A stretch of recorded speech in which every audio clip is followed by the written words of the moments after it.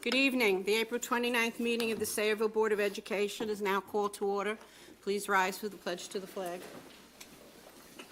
I pledge allegiance to the flag of the United States of America and to the republic for which it stands, one nation, under God, indivisible, with liberty and justice for all.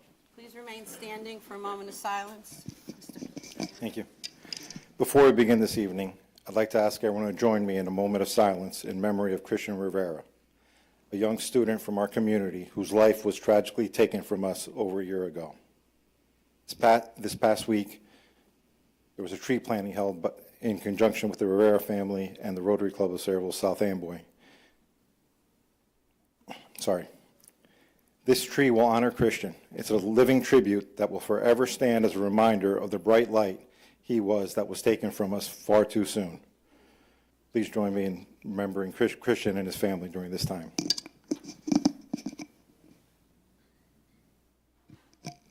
Thank you.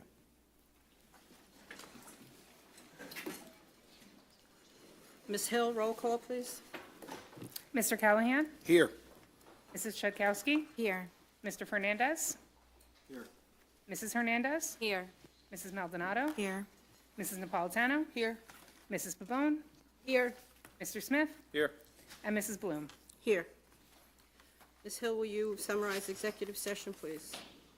The board discussed a grievance related to the Sayreville Education Association number 2024-25:2, student matters, matters falling under attorney-client privilege, negotiations related to the Teamsters, and personnel, including but not limited to agenda items, was on the agenda but not discussed. Okay. Any correspondence? Yes, there was one letter from a staff member retiring to the board. I need a motion to approve the minutes of the April 1st meeting, please. So moved. Second. We have Mr. Smith and Mrs. Napolitano. Mr. Callahan? Yes. Mrs. Chudkowski? Yes. Mr. Fernandez? Yes. Mrs. Hernandez? Yes. Mrs. Maldonado? Yes. Mrs. Napolitano? Mrs. Napolitano? I'm sorry. Do I have to abstain? I wasn't in the last meeting. Oh, I'm sorry. Yes, you can abstain. So would you like to abstain? I would like to abstain. Okay. Mrs. Napolitano? Yes. Mrs. Pabon? Yes, I was here. Mr. Smith? Yes. Mrs. Bloom? Yes. Okay, and now to our favorite part of the meeting. Unfortunately, our high school representative, Morgan Kuntz, is not here because she is at a track meet. And for the middle school, we have a substitute representative, Samantha Callahan. Samantha, go for it. Good evening, Board of Education members and administrators. My name is Samantha Callahan, and I am representing the Sayreville Middle School community this evening. Here's what is going on at Sayreville Middle School. The Student Council met today after school to discuss upcoming events. We will be hosting the Anything a Go Assembly on May 12th. After voting, we will be hosting a collection for Sammy's Hope. The PTO and Student Council took part in an SMS Beautification Day last Friday. Flowers were planted around the school, as well as garbage was picked up. 8th grade promotion signs will be on sale during the month of May. Please look for the pre-order via Parent Square. The PTO will be hosting the 8th grade formal on June 13th. The students voted, and their theme this year is Under the Stars. The PTO hosted a successful Harlem Wizards game on April 22nd at Sayreville War Memorial. They are currently planning the end-of-the-year events. Class Council will be hosting the 8th grade breakfast on June 16th. Yearbooks will be distributed at this time. The 8th grade trip to Eagles Landing will take place on June 2nd. The music department will be hosting the annual duets performance on May 30th. The acts have been working hard to prepare the exciting evening. The Community Service Club and Student Council are currently selling tickets to the Blue Claws game on May 10th. Our principals, Mr. Nurnberger, will be throwing out the first pitch. Come out to the ball game and support the middle school. Now, on to Sayreville Middle School athletics. The Sayreville girls blue softball team is off to a 6-0 start this season. They have picked up wins over Spotswood, Old Bridge, South Amboy, Milltown, Edison, and Piscataway. Coach Vasquez and Coach Schwartz are very proud of the continued effort and hard work by all of the girls. The Sayreville girls grade team is 4-1. They've defeated Woodrow Wilson, Piscataway, North Brunswick, and Thomas Jefferson. Coach Ecker is proud of her girls and their hot start to the season. The softball program will be hosting a car wash at the high school this Sunday, May 4th from 9 to 1. Please come out to support the program. Sayreville Middle School's blue baseball team is 3-3, while the gray team is 2-3, for a combined 5-6 record. The players continue to work hard, honing their craft and learning about the game. Gray looks to continue their winning streak April 29th when the Panthers of Perth Amboy come to town. Blue has their eyes set on winning the North Brunswick Invitational Tournament at North Brunswick Community Park on May 1st. Thank you very much for this opportunity to speak on behalf of the students at Sayreville Middle School.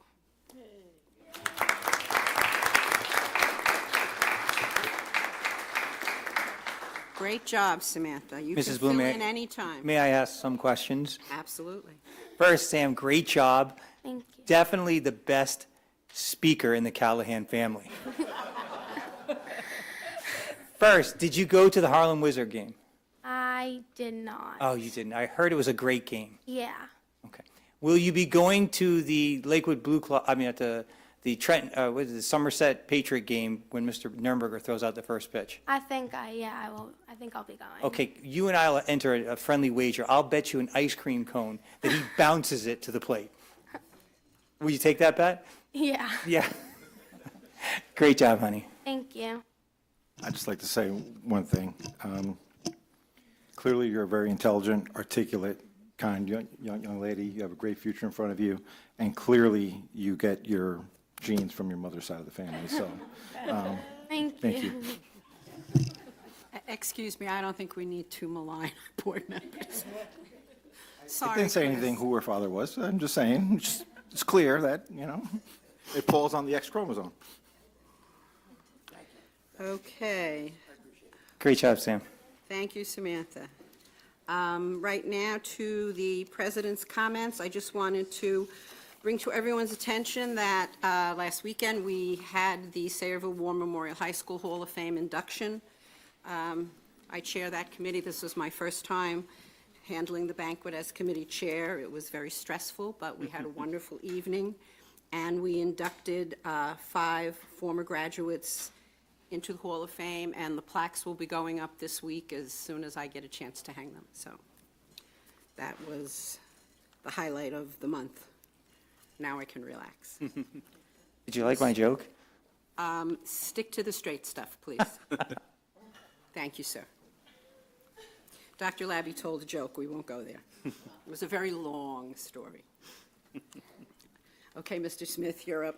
Great, thank you. For district highlights, congratulations to our own David Naster, our Assistant Superintendent of Special Education, for being named the 2025 New Jersey Association of School Administrators and the New Jersey Association of Pupil Service Administrators Special Education Administrator of the Year. Congratulations, David. Very well deserved. Congratulations to the following Sayreville War Memorial High School ceramic arts students, right up your alley, Liz, whose pieces were entered into the AMOCA High School Juried Exhibit.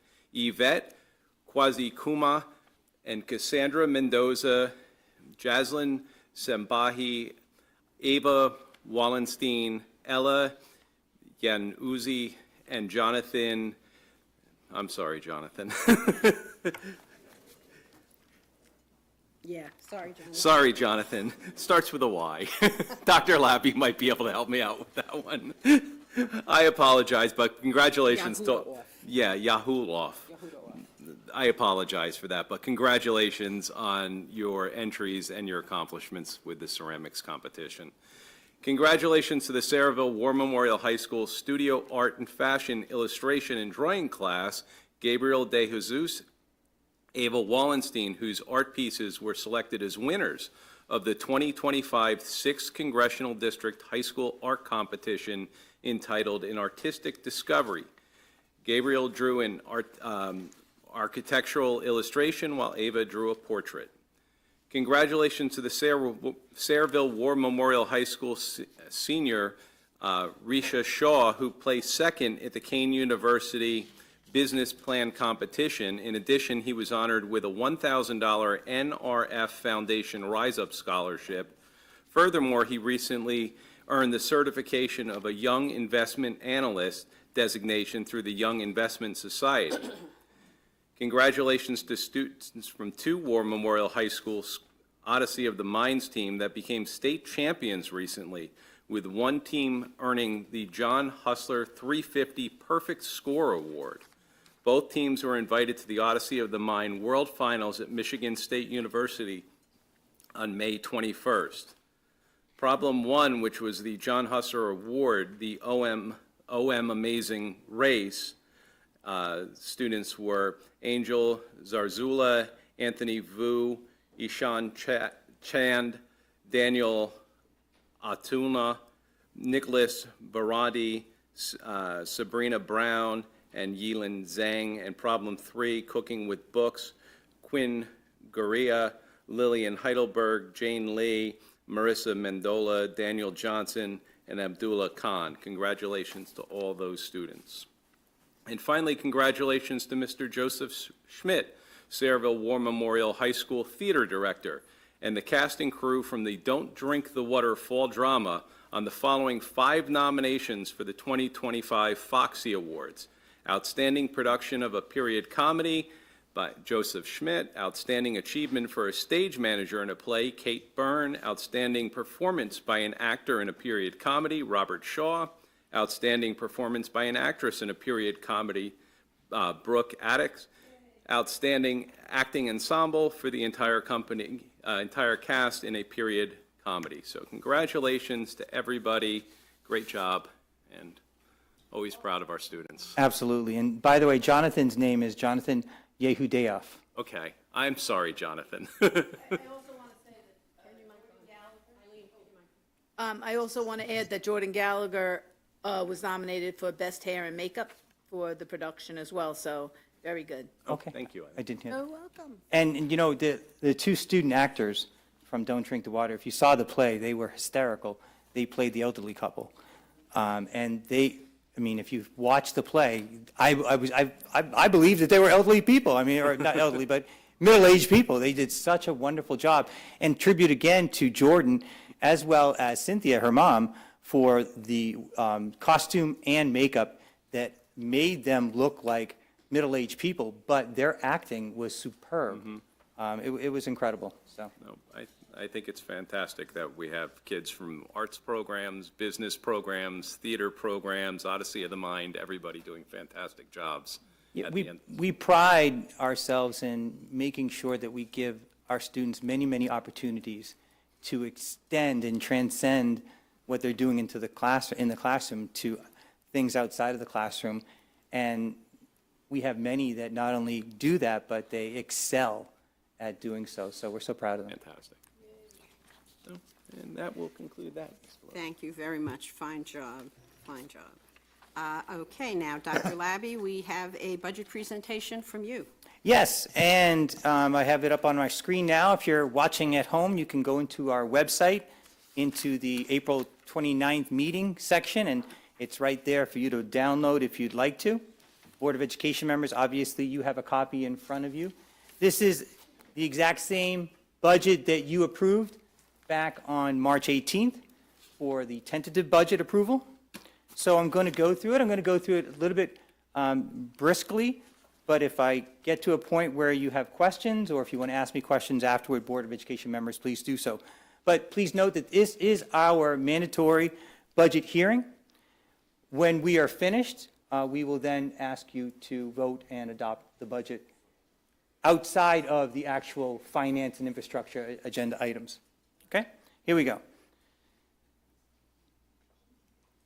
Oh, and Jillian, help me out, Jillian?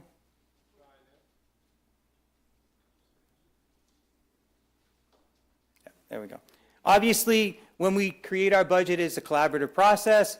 The Board of Education, Central Administration, our principals and directors, our assistant principals and supervisors, non-certified directors and coordinators, faculty, support staff, and as you may know, we had a series of budget presentations where we gave an opportunity for the public to listen to what was going to be in our budget, or what our principals were, or our directors were seeking to be in the budget, and so forth, so people could have provided comment to us.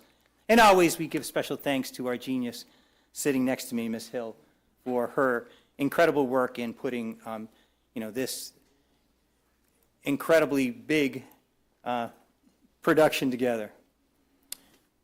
Oh, and of course, we begin every year with our budget development calendar. As you can see, we start real early. In fact, we begin talking about the next year's budget during the summer when we have our administrator retreat.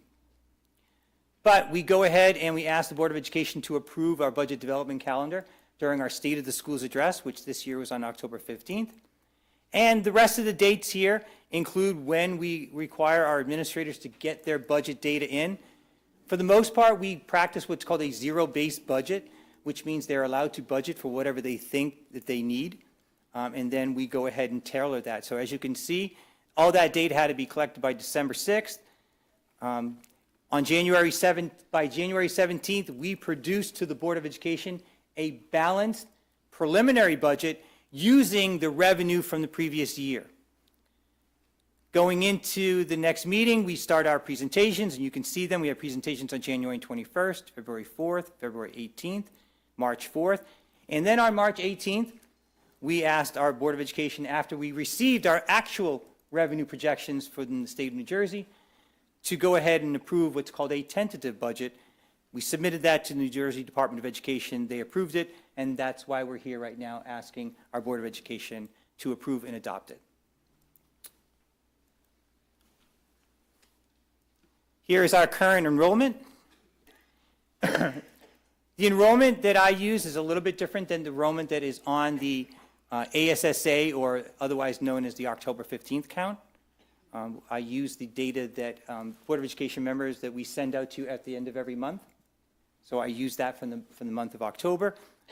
It's not quite exact to what it is right now, but here is our current enrollment as compared to the 2 previous years, and obviously we use this year's enrollment to project what next year's enrollment is going to be.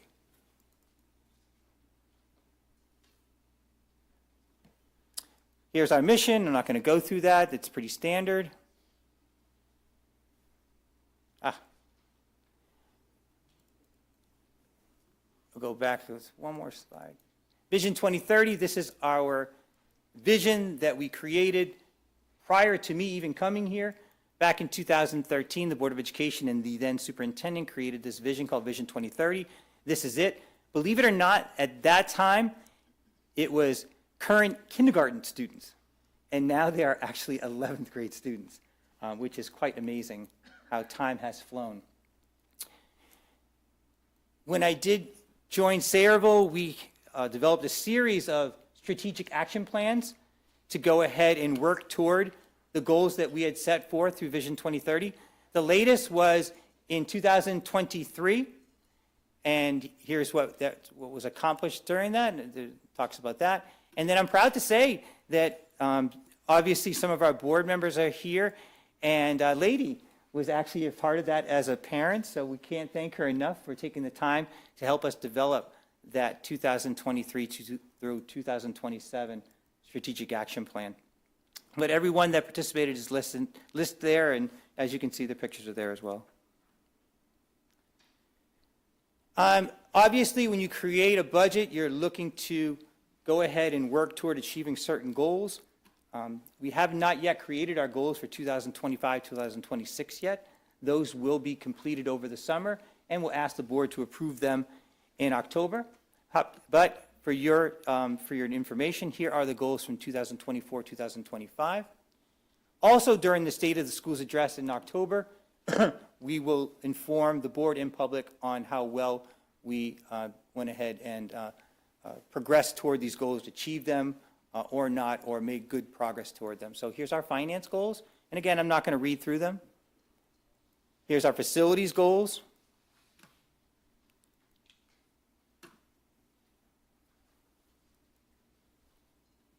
And then, thank you, Christopher. Our student achievement goals and our culture and climate goals. So with every budget, there are challenges. Obviously, we have a referendum in which we're doing major renovations to all of our buildings. We've replaced all of our roofs by this time.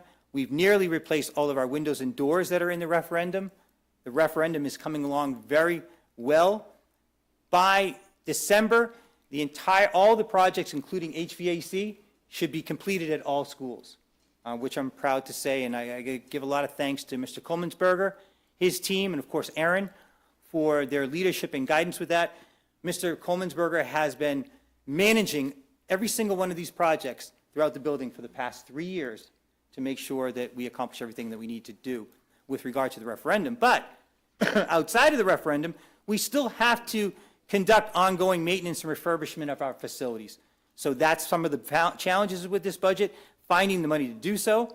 When it comes to technology, we still have to make sure that our technology infrastructure is very well supported, that we have internet security, that we're replacing our one-to-one devices in grades 6 through 12, and so forth, and that we're making sure that our students in grades preschool through 5th grade have either tablets or Chromebooks or iPads that they need as well to utilize technology to assist them in learning.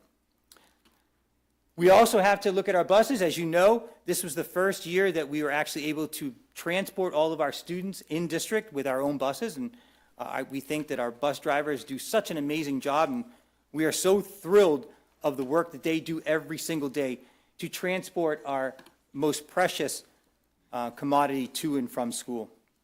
But with buses, you need to replace them, and we have a couple of buses that are coming out of commission. If you do not know, a bus can only be in commission for 15 years, and then you have to replace it regardless of the condition that the bus is in. So we have to replace, I believe, two big buses, and we are going to actually replace a minibus too. If you don't know, we provide very extensive, what we call Tier 3 mental health services throughout the district. It's not inexpensive. It's about, in excess of $1 million.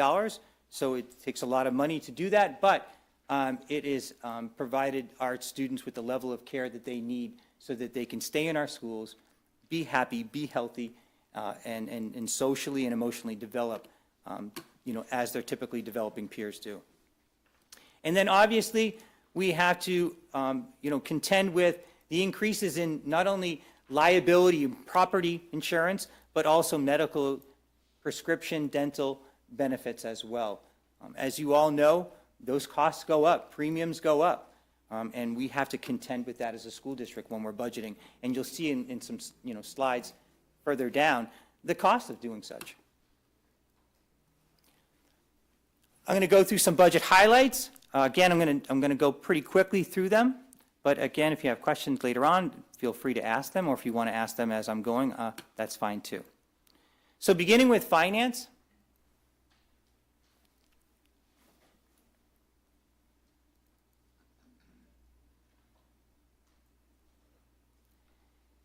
Overall, the general fund tax levy increase is 5.17%. It's a 2% increase in the regular tax levy, but as I mentioned before, we're expecting about a 14% increase in our health benefits. So with that, that's an additional 3.17%. We did get 3.44% increase in state aid due to our special education aid that we received. We did not use any additional funds as opposed to last year from fund balance to fund the budget, so that's 0% there. But we are using reserve monies in this year's budget, and that's not a typo. It's 2,211%, because we're using our capital reserve money in this budget for transportation complex and all those other things and so forth. So that's there. If we end up not using it, we just put it back in those reserve accounts. I don't know if you want to add anything to that. In terms of our debt services, it's a 17.52% debt services tax levy decrease as a result of our total tax levy increase of 2.89%. You might want to talk a little bit more about that. So the 2.89% is the dollar value increase percentage. So, if we were collecting $72 million, you increase that by 2.89%. However, when you factor in the assessments throughout the town and you apply it to the tax rate, it's only the taxpayers are only going to experience a 1.8% increase, even though the dollar amount is 2.89% higher. So that relates to the assessments have gone up in town, and the average assessed value of the home has actually dropped a little bit. So people should experience just a 1.8% increase in their taxes. Okay, thank you. In terms of facilities, in this budget, there is parking lot expansion, remodeling, and repaving at the Eisenhower School. If you've been to the Eisenhower School during arrival and dismissal, it is quite chaotic. The parking lot is not set up for what we feel is the safest way to drop students off and so forth. So we are remodeling that. There'll be actually parking, if you're looking at the Eisenhower School, there's now going to be parking on the left side of the school, as well as we're going to widen the circle, and then we're going to create a better route for parents to come up, loop around, and drop off their students at school if they choose to do so. So we're excited about that. We're actually looking to go out to bid on that by the end of this school year so that they can start work on that in the summer and have it ready for September at Eisenhower. Speaking of Eisenhower, we're looking to refurbish those some student bathrooms at the Eisenhower School. If you recall, we used funds this year to do Arlith in the middle school, so we're going to do the same with Eisenhower. We're going to purchase 2 big buses and 1 minibus, as I mentioned earlier. We're going to also purchase and install backlit lettering on the front of the high school. There's very little signage that tells people that this is Sayreville War Memorial High School, so on the front of the high school. It'll be backlit for them so people can prominently see that this is our high school that we're so proud of. We're going to purchase and install a new sound system at the high school in the gymnasium. We're going to purchase and install 1 emergency generator at each elementary school and 2 at Samsel and the middle school. As we all know, unfortunately, we had to close the Eisenhower School just recently. So with a generator, that might have allowed us to possibly open, may not have, but in the case where we do lose power, these generators are going to help us keep the lights on and so forth. We did have a case earlier in the school year at the Wilson School where we did lose power toward the end of the day. In that particular case, the emergency generator would provide us just with the amount of power that we need to keep the building going if students are in the building then. So something that we're real happy to be able to fund this year. And then finally, not only we are purchasing an electronic sign, a new electronic sign for the high school. I think it's important that if you're driving by the high school, you're able to see what's going on in the high school through an electronic sign. But we feel that not only should we be doing this for the high school, we should make sure that all of our schools have electronic signs. So this budget's going to go ahead and fund that, as well as the infrastructure necessary to go ahead and put those signs in place. For instance, the sign at the middle school is so far away from the middle school, the infrastructure alone to wire out to a sign like that is about $50,000. And then I mentioned technology. So we in this budget, there's the replacement of one-to-one devices and staff laptops, a replacement of interactive boards and projectors, and of course, we're making the appropriate and the necessary technology infrastructure upgrades. In security, this budget is going to fund the purchase and replacement of new video surveillance cameras for buildings. There are times when we feel that we need a new camera, we need to replace a camera, or that we need a camera added because we're not getting the right angle that we need to get. If you don't know, we have video surveillance all around our schools and the exterior, but inside in our main main rooms, like our gymnasium, in our multi-purpose rooms, and in our corridors, we have video surveillance. So there might be some blind spots that we need to replace cameras, or install new cameras in, or replace existing cameras that are not functioning correctly. With the purchase of the 3 new buses, the 2 big buses and the minibus, they're also going to need video surveillance, so that money is going there as well. And then I think we mentioned this during our technology and security budget presentation. There is a new weapon detection software system out there.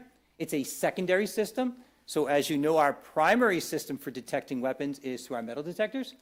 But this is a secondary detection system so that, heaven forbid, someone is able to get in with a weapon. As soon as that weapon is brandished, an alert system will go out to our administrators and our staff.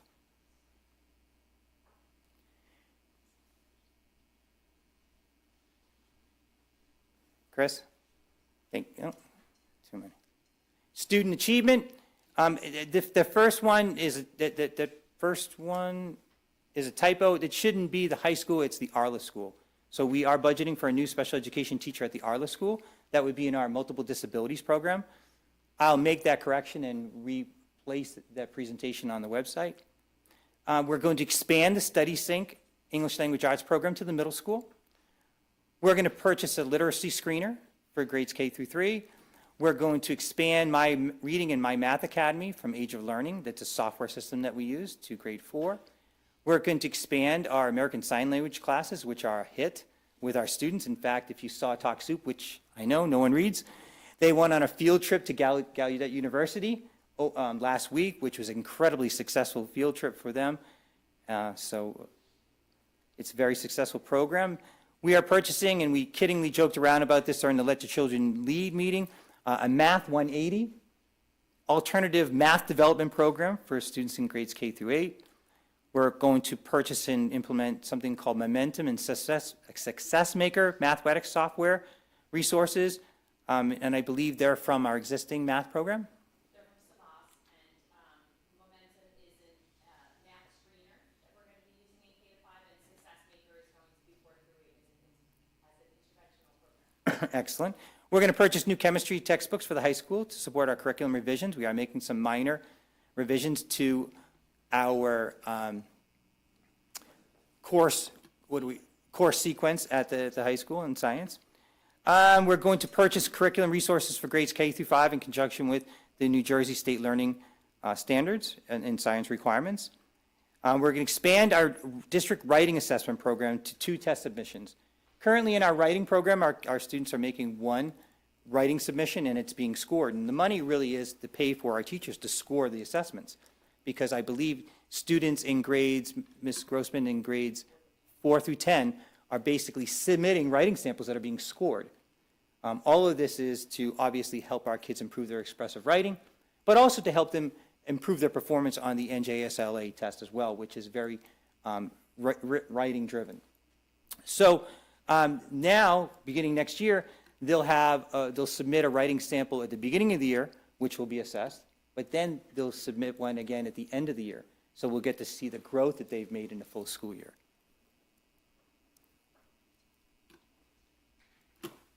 Oh, too many. One more. Keeps going. There you go. We're going to continue with the Effective School Solutions Tier 2 and Tier 3 mental health services that I spoke about before in our challenges. We're going to continue with teacher and administrative coaching. That's been very successful.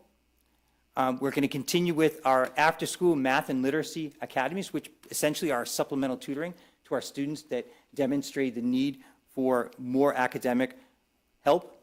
We're going to provide Tier 3 tutoring, which is intensive tutoring for students that need one-to-one help to assist them in language arts or mathematics. If you recall, we currently have an on-demand tutoring program in grades 6 through 12, where any student in grades 6 through 12 can go ahead, if they need help in anything, get an online tutor to help them in any subject area.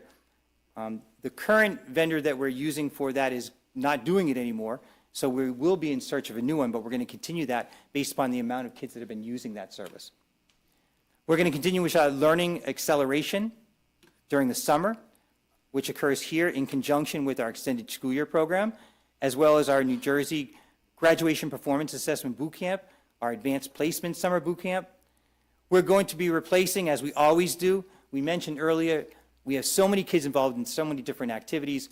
The budget supports our kids to go to state, national, and world titles. As you can see on this agenda, we have kids going, and we're paying for their accommodations to go to different places so they can compete nationally or against people internationally. We feel that is just as important as our athletic programs. We want all of our kids to have a well-rounded educational experience with us. So with regard to performing arts, having a music program is quite expensive. You need to continuously, like we talked about before, replacing one-to-one devices. Well, you got to replace instruments. Instruments have a lot of wear and tear on them, so you have to continuously fund to replace instruments, and we're continuing to do that for Dr. Caruso and our band members. We are expanding our volleyball program to the freshmen as well as middle school. So again, giving more kids more opportunities to participate in something, as well as providing those programs at our middle school so that we can grow those programs at the high school. Likewise, we're adding a girls lacrosse and boys lacrosse program at the middle school too, again, so that we can continue to give more kids more opportunities to participate in things outside of academics, make them part of the whole school program, but also continue to build our programs at the high school.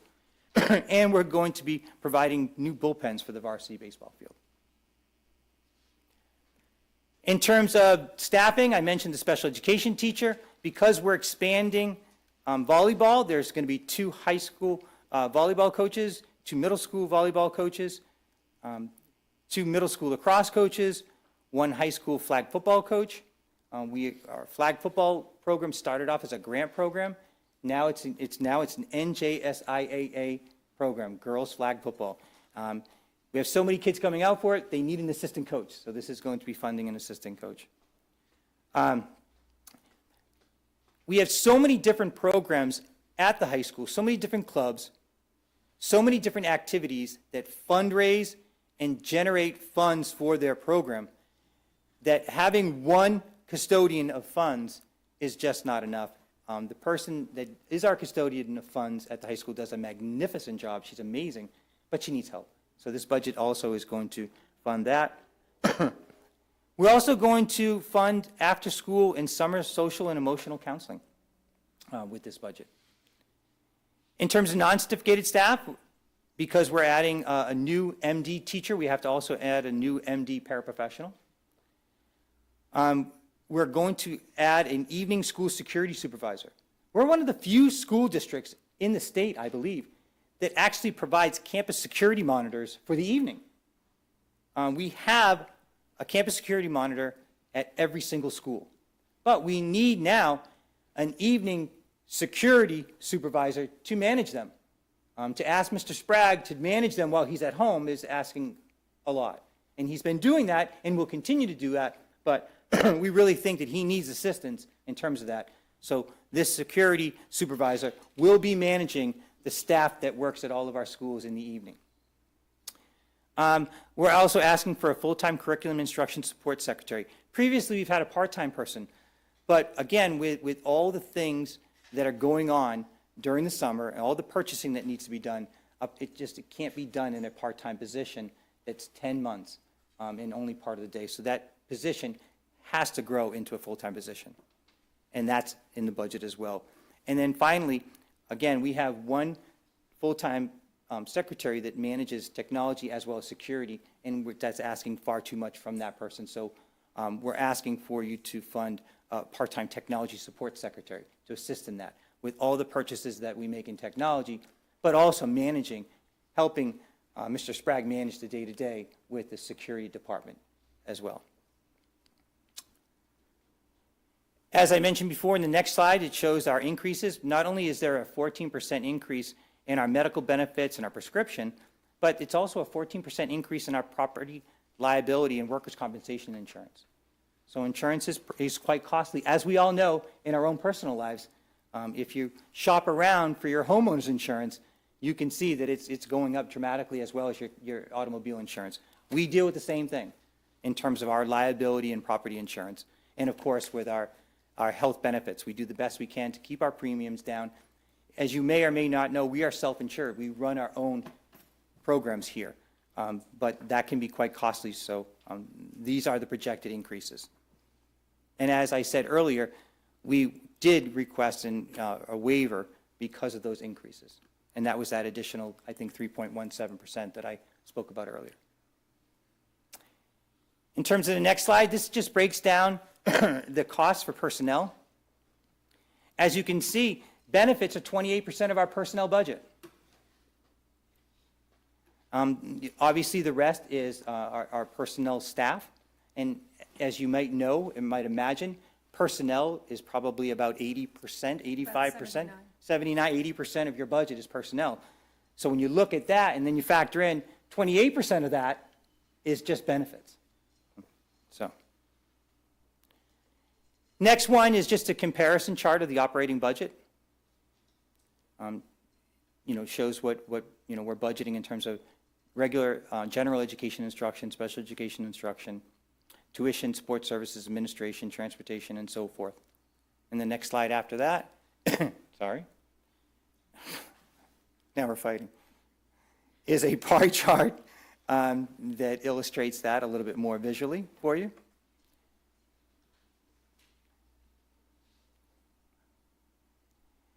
Next few slides are just appropriations. First one beginning with our federal funds that we receive, including our state funds and our state funds, preschool expansion aid, but then going into our federal funds such as Perkins, Title I, Title II, Title III, Title IV, and IDEA. Next chart after that is the breakdown of our debt services fund with interest and principal included. Next slide after that is a breakdown of our revenue. It's an analysis of our revenue. As you can see, 51.8% of our revenue is from the local tax levy, but nearly 34% of our revenue comes from the state. We have other sources of revenue, such as extraordinary aid. The miscellaneous revenue is, and it may not seem like that much to you, it's 0.29%, but it is quite valuable in the sense of we use the miscellaneous revenue is the revenue that we collect for people using our buildings. We have one group that uses our buildings every Sunday, and I believe it's in excess of $250,000, I think. Close to that goes, again, toward funding our budget and so forth. So that's where that miscellaneous revenue comes from. The transfer from other funds, that would include from the reserve accounts. Fund balance, very little in fund balance is the unspent surplus. So we use very little of that to fund our new budget, only 0.02% of that. And here's the chart that basically outlines what I just mentioned in that pie graph. Next one is the revenue comparison for special revenue. Again, this just goes over our state grants and our federal grants, as well as our preschool expansion aid. Again, another revenue comparison with debt services. And second to the last slide is our revenue analysis. We have our special revenue fund, which is about 8%. Debt services is about 6%. Total revenue is $172 million. And the fund balance, it's worth 86% of 86% of that is our general fund. And the last one is probably the one most people are concerned about. The proposed budget results from this budget is going to result in an annual tax increase of 1.8% for the average home assessed at $146,000. So obviously, if your house is assessed more than that, you would use this formula to determine the impact that it would have on you. And I don't know if you want to add anything to that. So Board of Education members, I know we've gone through a lot. I tried to go through it in detail but quickly. Are there any questions for Aaron or me? Dr. Labby, now that we have a night school security supervisor, perhaps we could look into getting an actual night school? Well, I Which didn't would say fund it was a itself. night school supervisor. I said it was a security supervisor for the evening. That's what I'm saying, but now that we have security, perhaps we could get the ball rolling for an actual night school, which would actually fund itself. You know what? If we could ever find not a stained glass, is it stained glass? Yes, sir. A stained glass art teacher, we might consider that. I know that is a goal that we've had for several years, is to resurrect, I should say, our adult program, which I believe was in place in 2012 was the last year, 12 or 13. So that is a goal of mine. Before I do go out to pasture, I'd love to be able to see if we could resurrect that adult school program, Mrs. Bloom, especially You and since me we both. now have the security and a supervisor to monitor that security. Is there an interest in that? I'm not quite sure yet. I do know that there is a huge interest in our English as a second language learning program for adults. In fact, we have to turn away people. As you know, Mrs. Grossman and Ms. Burt, they do a nice job of funding that. If you've ever seen it, it's great. They get teachers, and they work with our parents to teach them basic English. And I think that would be a big part of our adult program. But yeah, I mean, we can definitely, we'll probably, Eileen, to your point, put out a survey and see if there's interest from the public in doing that. But I know that, at least 15, 20 years ago, it was a big thing in many districts. It was a great opportunity for a very low cost for community members to get some form of education on a different number of topics, that could benefit them. Yeah, when it was in place, they offered all kinds of courses. There was golf and Pilates. Wood and shop and things like that. Wood yeah. shop, language, Spanish, a lot of different things that people could come out at Definitely something night. to look into. We did a lot of our. No, it wouldn't be a high school program. Yeah, But not if you- things like prep for the SATs and the ACT test, that would be done during the adult program and so forth, yeah. It would all be combined. Thank you, Dr. Labby.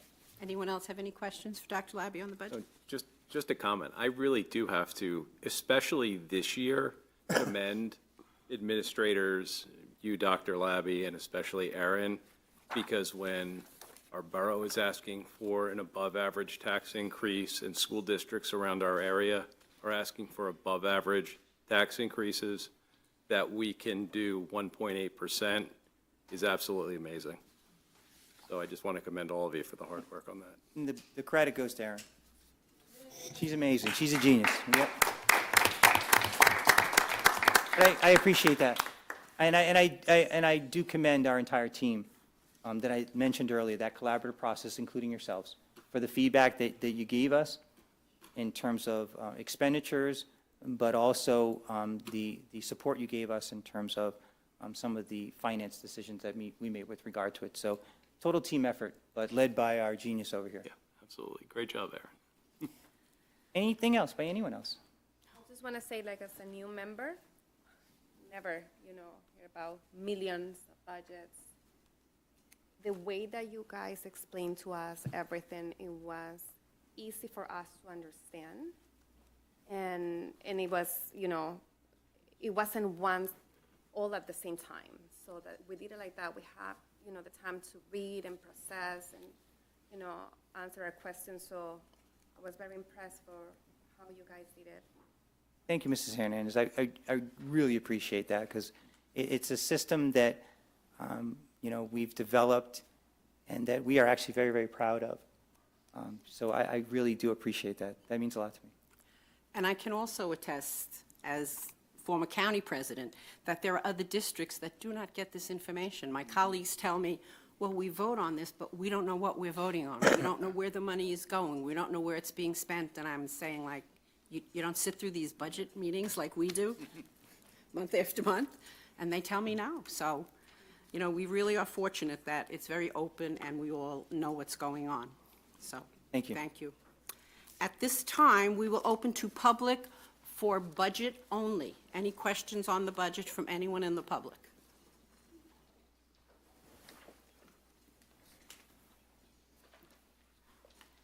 Usually as I walk to the microphone, Mrs. Bloom says, agenda items only, right, Anthony? Not this time. And please address your remarks to the chair. Thank you. Of course. Gabe's dad, Anthony Sposato, Washington Road. Good evening to board members and staff here this evening and those watching at home. I wanted to speak this evening about the agenda item regarding Bombers Beyond Cafe and their new menu offering of... This is budget only. This is Budget only, just the budget. Oh, That Mrs. one's Bloom, coming up. If you had warned me, I Just- wouldn't have come up. I said budget items only. Mrs. Okay. Bloom. We'll see you later. Flag on the play there, Mr. Sposato. Thank you. Okay. All right, seeing none, we will close public on the budget. Ms. Hill, we will now do a roll call to adopt the budget, please. I just need a motion and a Oh, second. we need a motion. So moved. Second. Second. Here we go. So that was Mr. Callahan and I think Mrs. Pabon. All right, Mr. Callahan, Yes. Mrs. Chudkowski, Yes. Mr. Fernandez, Yes. Mrs. Hernandez, Yes. Mrs. Maldonado, Yes. Mrs. Napolitano, Yes. Mrs. Pabon, Yes. Mr. Smith, Yes. Mrs. Bloom. Yes. Okay.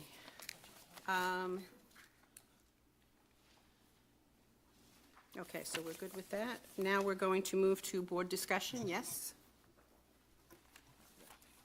All righty, finance and infrastructure. Mrs. Pabon, please. All righty. All right, well, I can't even believe how quickly all of these things that were done for the referendum they're actually being completed. So, here it was just a dream, just a plan, and now it's actually happening. And we did meet last week to discuss the finance and infrastructure information, and Jimmy was able to provide an update on all the facility improvement referendum projects. The one thing that we are waiting on is an electrical panel replacement that did start at Truman. However, the switch gears needed to be installed there and at the middle school, so that's a little bit of a delay. We're waiting on Jersey Central Power and Light to install the transformers at Wilson School and the middle school.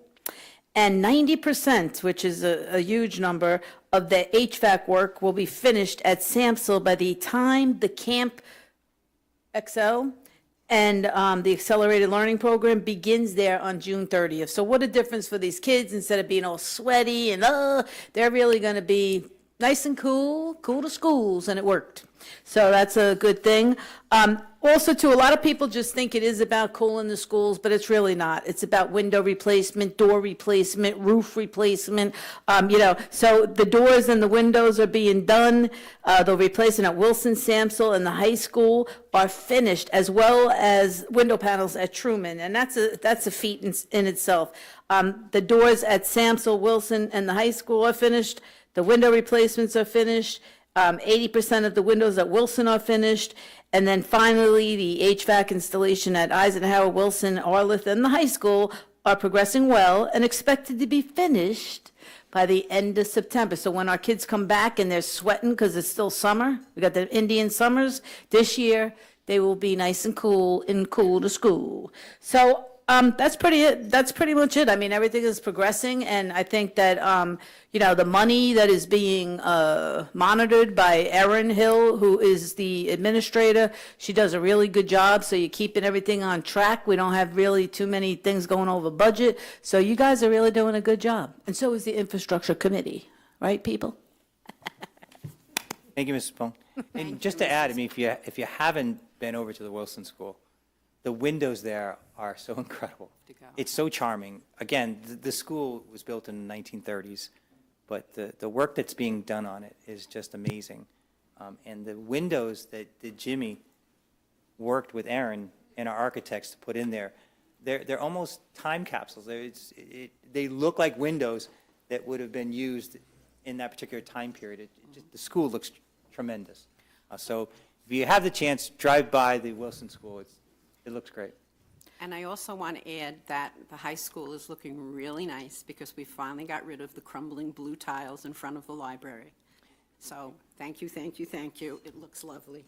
One step at a time, but we're getting there, Mrs. Wilson. I also I didn't know Jimmy was back there, so I just do want to say, hey, Jimmy, you're really doing a good job. And not for nothing, a lot of people don't know it, but instead of going out and hiring and paying a lot of money for some project manager who really doesn't care about Sayreville that much, Jimmy is our project manager, and trust me, people, this stuff would not have gotten done as efficiently and economically sound if he wasn't in charge. So thank you, Jimmy. And while we're at it, we should add commendations to Mr. Sadowski and gratitude to him as well, because as Mr. Coleman'sberger is focusing on that, Mr. Sadowski is keeping everything going in the district too. So great job by the dynamic duo back there.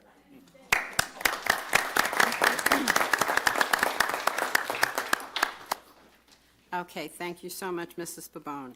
And now on to personnel, Mr. Callahan. The Personnel Committee met just a couple of hours ago, maybe, and we reviewed several important items. We discussed the recent and very successful career fair that was about a couple weeks ago, which is helping fill several open positions in the district.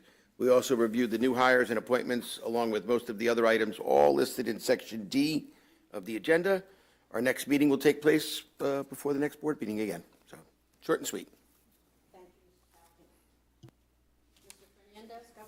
Thank you. The committee met on April 22nd. We reviewed policy 5111, eligibility of residents and non-resident students.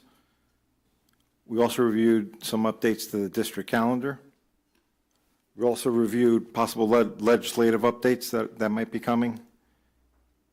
And we also discussed the Middlesex County Law Enforcement Unit recognized the great and collaborative work done by our district, especially our Director of Security, Mr. Sprague, and Mr. Malloy. The work they've done relating to security has truly put this district in the forefront of school safety, not only across this county and across the state, but I think across the country. Every school district I've spoken to, friends and family and other individuals I've spoken to across the country, I haven't seen a single school that has security as in-depth and on the forefront as we have. So I know we're still working on it. We're still making, there's always room for improvement, but the job you've done is by far setting the standard. So thank you to you two and to Dr. Labby, to our administrators, and also a big thank you to our staff. I know security involves more work on their part, and our teachers and our custodians and everyone else, and everyone's been pitching in on this, and this has been an incredible job by everybody. So big thank you to everyone. Thank you, Mr. Fernandez. Can I add one thing? And we talked about it, and I'll let you add it this time only. One of the things we talked about with that new legislation, I'm not sure if many people are aware of it, but just another example of the many, many things that are put on public school districts' plates that distract them from doing what we're really supposed to be doing, and that's educating our students. If you're not aware, there is a new sunscreen law. That now school districts are required to provide notice to parents that they must make sure if their students are participating in anything in which the child's going outside, that they have sunscreen and they use sunscreen. And if they don't have sunscreen, we are now required to have sunscreen. However, we are not required to administer it, thankfully. But just another example of some of the Hands off. crazy legislation that is put on our staff and our school districts when, we really should maybe be focusing on other things, particularly educating our students. Thank you, Dr. Labby. Okay, student achievement. Mr. Callahan, back to you. To me. All right, last Tuesday, the Student Achievement Committee met. During the meeting, Mrs. Grossman reviewed the 8th grade physical education curriculum guide. And at the previous meeting, she reviewed the kindergarten physical education guide. Both guides are on tonight's agenda for everybody's approval. Next, Mrs. Grossman reviewed the highlights and all the great details on the 2023-2024 NJ Performance Report, which is located on the NJ DOE website, if anybody wants to browse that. When she finished, Mrs. Burns provided the early childhood education update. She discussed a recent visit by Age of Learning, who visited to commend our staff for the usage and growth our early childhood learners have demonstrated in math and reading. Likewise, Dr. Coons, our literacy consultant, visited the classrooms to coach teachers in leveraging the new Fontes and Pinnell program to teach emergent literacy skills. Furthermore, Mrs. Burns shared that the NJDOE is currently assessing our preschool programming and instruction using the Early Childhood Environmental Rating Scale, the ECERS acronym. And finally, we reviewed the calendar, the updated revised calendar, which we're going to ask to approve tonight as well. The only change is that the last day for 10-month staff is going to be moved from June 20th to June 18th, except for the staff at Eisenhower. As Dr. Labby indicated earlier, they had a power failure last week, so they've got to make up one other day. And that concluded the meeting. I know you all probably wanted to have a different Callahan do that summary, but sorry. Mr. Callahan, that was excellent. That was second, it was second, but it was still good. Thank you. Okay, now to the Middlesex County School Board Association update. The next meeting will be held on Wednesday, May 21st, at the Colonia Country Club.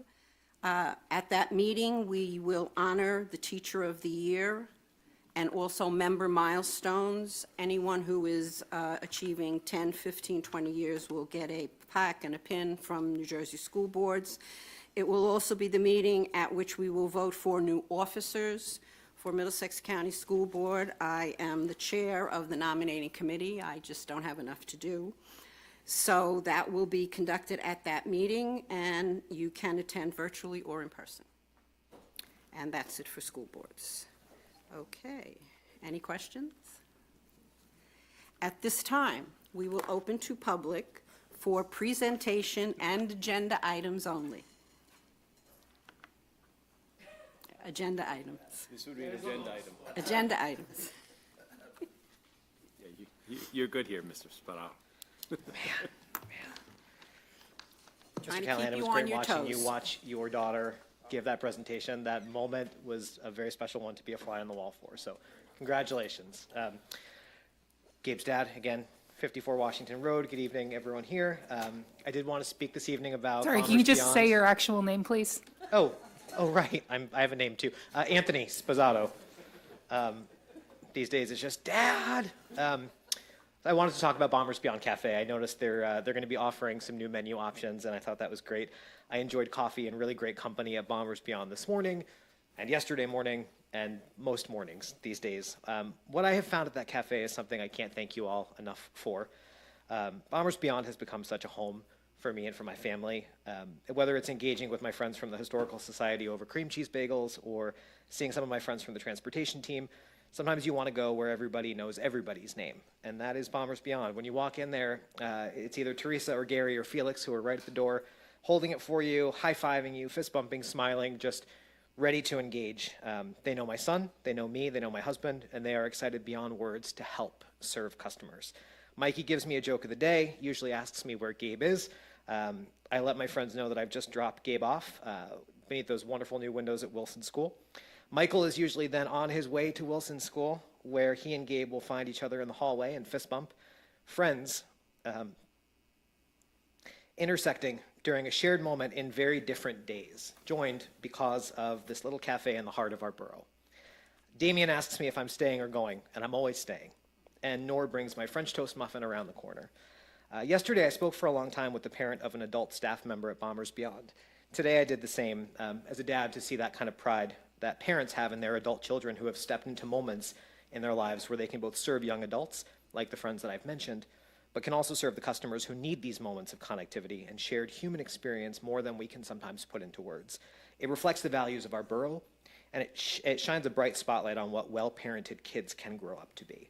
I know that the adult staff at Bombers Beyond is tonight holding a transition resources event that I stopped in at, and that they would and will push away any spotlight I attempt to shine on the work they do for our kids, but I appreciate them so much. As Bombers Beyond continues to stretch beyond its borders, offering new menu options and new experiences for Sayreville, please know that the work that this board and this superintendent and staff have done to create a space that is welcoming to all, created for all, and maintained for all means more than I can say. I hope more parents will make time to spend the morning at Bombers Beyond. It is a place where the rest of the world disappears for just a couple of hours at a time. And to each and every one of the young adults working at Bombers Beyond Cafe, please know how proud we are to have you as part of our borough and its story.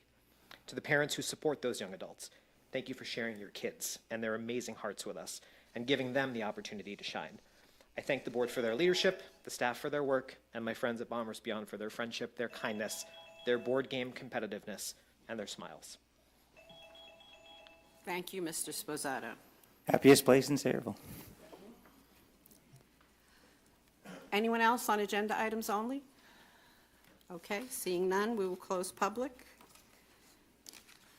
Dr. Labby, back to you. Disclosure, it might be a little bit long because we have 7 retirements. Oh, God help us. Everybody take a drink of water, sit back and relax. I know, I'll do the best that I can. All right, so let's begin with number 14 on page 4 of Finance and Infrastructure. We're asking you to accept a very generous donation from the VFW Post 4699 in Sayreville for a $1,000 donation to our junior ROTC program at the high school, and it's going to go toward our cadet leadership program at the Joint Air Force Base at McGuire, and from June 22nd to June 29th. Several of our students are going to that, so this is going to pay for that. So we can't thank the VFW enough for being such great partners with us. Number 15, which can be found on page 4, we're asking you to approve the submission of the 2025 COPS Office School Violence Prevention Program application. And I can't thank Ms. Burt enough and Mr. Glock-Beloy enough for working on this grant, which could total up to, I believe, $500,000, right, Ms. Burt? So it's a pretty substantial grant. And again, we talked earlier in the budget about those miscellaneous resources or revenue. These non-entitlement grants, these competitive grants that Ms. Burt and our administrators are aggressively seeking, goes toward that revenue that we spoke of that helps us offset the burden on taxpayers. So fingers are crossed with this grant that can go to great use for our security program. Numbers 18 and 19, which can be found on page 5, we're asking you to approve an agreement for professional development services with Teaching Strategies Gold for early childhood teachers, in the amount of $9,111 and some change, as well as professional services with Tools of the Mind for early childhood teachers at the expense of at the amount of $22,000. And I can't thank Ms. Burns enough for going out and getting that professional development that our early childhood learner educators need to to really expand learning for all of our children in the preschool. And of course, that's being paid for through preschool expansion aid. So great job, Ms. Burns, with that. Number 20? Yeah, Audrey, I think that's the first applause that I think we've had for you. It's wonderful. It's almost like baseball. You come out of the dugout and tip your cap a little. Great job.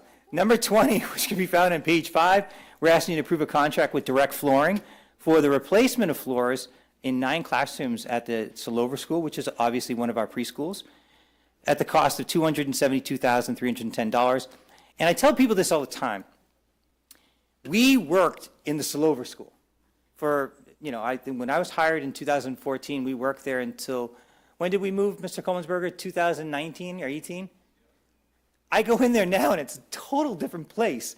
The work that you and your team and Aaron and Audrey and our principals have done in those schools, and even our students when they painted murals and so forth, anyone that would like to take a tour of that school, especially if you saw what it was before what it became, let me know and I'll gladly take you on that tour. But this is, I think, the final piece outside of the air conditioning.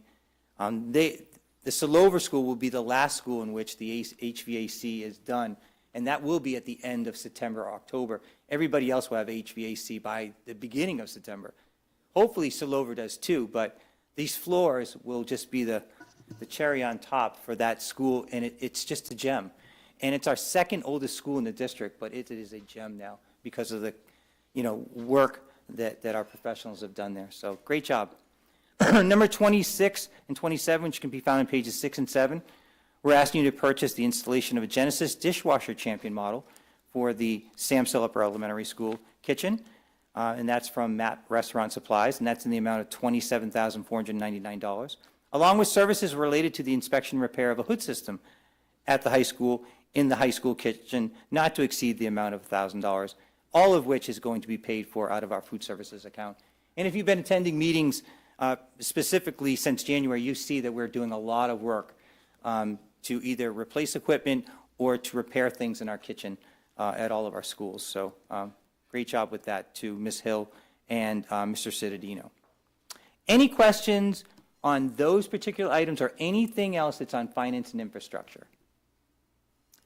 As you know, I did request the itemized estimates for the classrooms because when doing the math at $33,000 per classroom was just a shocking number.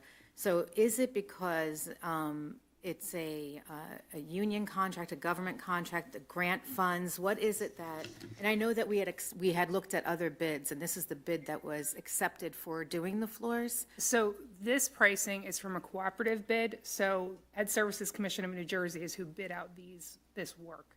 So we get to use that to utilize the better pricing.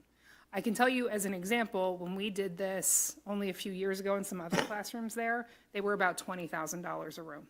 So really, it's just the cost of labor has gone up, the cost of materials has gone up. That's really all it comes down to. Thank you, I appreciate the explanation, thank you.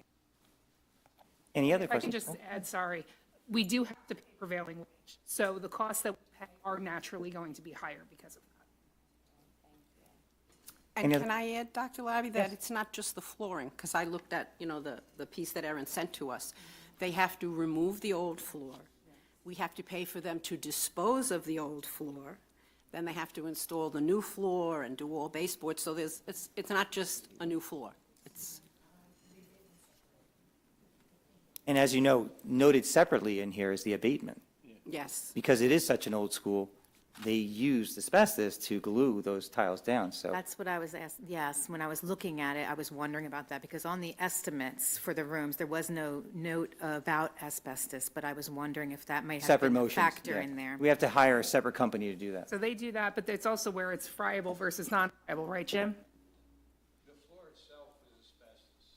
Part of this contract. Can you come up to the mic? So, thank you. If you're going to participate, participate right. Do it the right way. Can you mention your name and your address? The floor is asbestos, so that part of this contract is the asbestos removal. They have to set up the whole building to remove it. The McCabe that was approved prior The testing. is just for air testing. The same company cannot legally do both. It's for our benefit. So our company does the testing to make sure that the building is safe to enter after they're done. So that's. Great When you clarification. see the price, I understand, it's very expensive, but to remove asbestos, it's very costly. So to clarify, the work that we're asking to be done for the floors includes the removal of the floor, which is asbestos, and the abatement involved in And that. disposal And of then the new this- floor. and The disposal of other this- asbestos motions are just for the air quality testing. Air quality testing, which has to be a separate contractor. Got it, thank you so much. Thank you. Thank you. Any further questions on finance and infrastructure? All right, seeing none. On student achievement, number 1, page 18, we're asking to approve, unfortunately, a long-term suspension for a student. Number 2, which can be found on pages 18 and 19, we're asking you to approve revisions to the kindergarten and 8th grade physical education curriculum guides. And number 3, which can be found on page 19, I love this new club. We're asking you to approve yet another opportunity for our kids to engage in something outside of the classroom. It's a Girls Who Invest Club. Love it. Mrs. Maldonado, might be something that, yeah, absolutely. And we can't thank Mrs. Drabeck enough for for volunteering to be the advisor on. I love it that we're creating a club like that for our female students at the high school. Fantastic.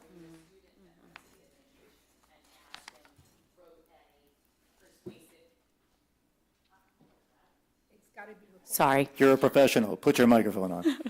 So a student actually approached the administration at the high school, and we have other clubs that are kind of related to investments, but she gave such a wonderful description of why they wanted it, and they wanted it to be this kind of intro to investing. So after approving it, I also said to her that I'm going to pop in and learn along with them. So, but our kids are amazing. They know what their focus is at the high school, so we're excited. It's awesome. The only thing I'm allowed to invest is my time. Mrs. Labby won't let me invest in anything else. Okay, any questions on those items or anything else on student achievement? All right, so let's move along to governance. And number 3, which can be found on pages 21 and 22, as Mr. Fernandez mentioned earlier, we're asking to approve a revision to the 2024-2025 school district calendar. The previous calendar noted that the last day for staff, as Mr. Fernandez said earlier, would be June 20th. We're so grateful with the Sayreville Education Association, who works very closely with us, and we're incredibly thankful for that.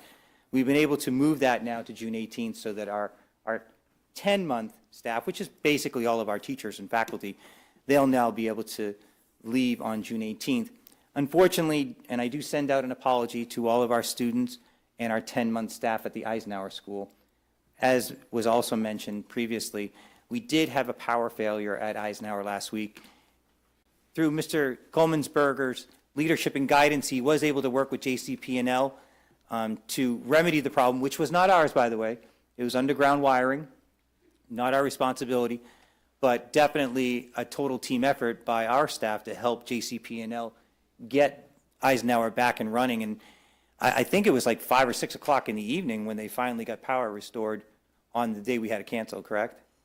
Yeah, so we were able to get the Friday in, but we lost last Thursday because of this. So unfortunately, that means that our students and our staff, I know Mrs. Bloom, they're going to have to go one more day. It's required by the state of New Jersey that we have 180 school days by June 30th. So unfortunately, it breaks my heart, but our students and our staff are going to have to go to school on June 20th at the Eisenhower School.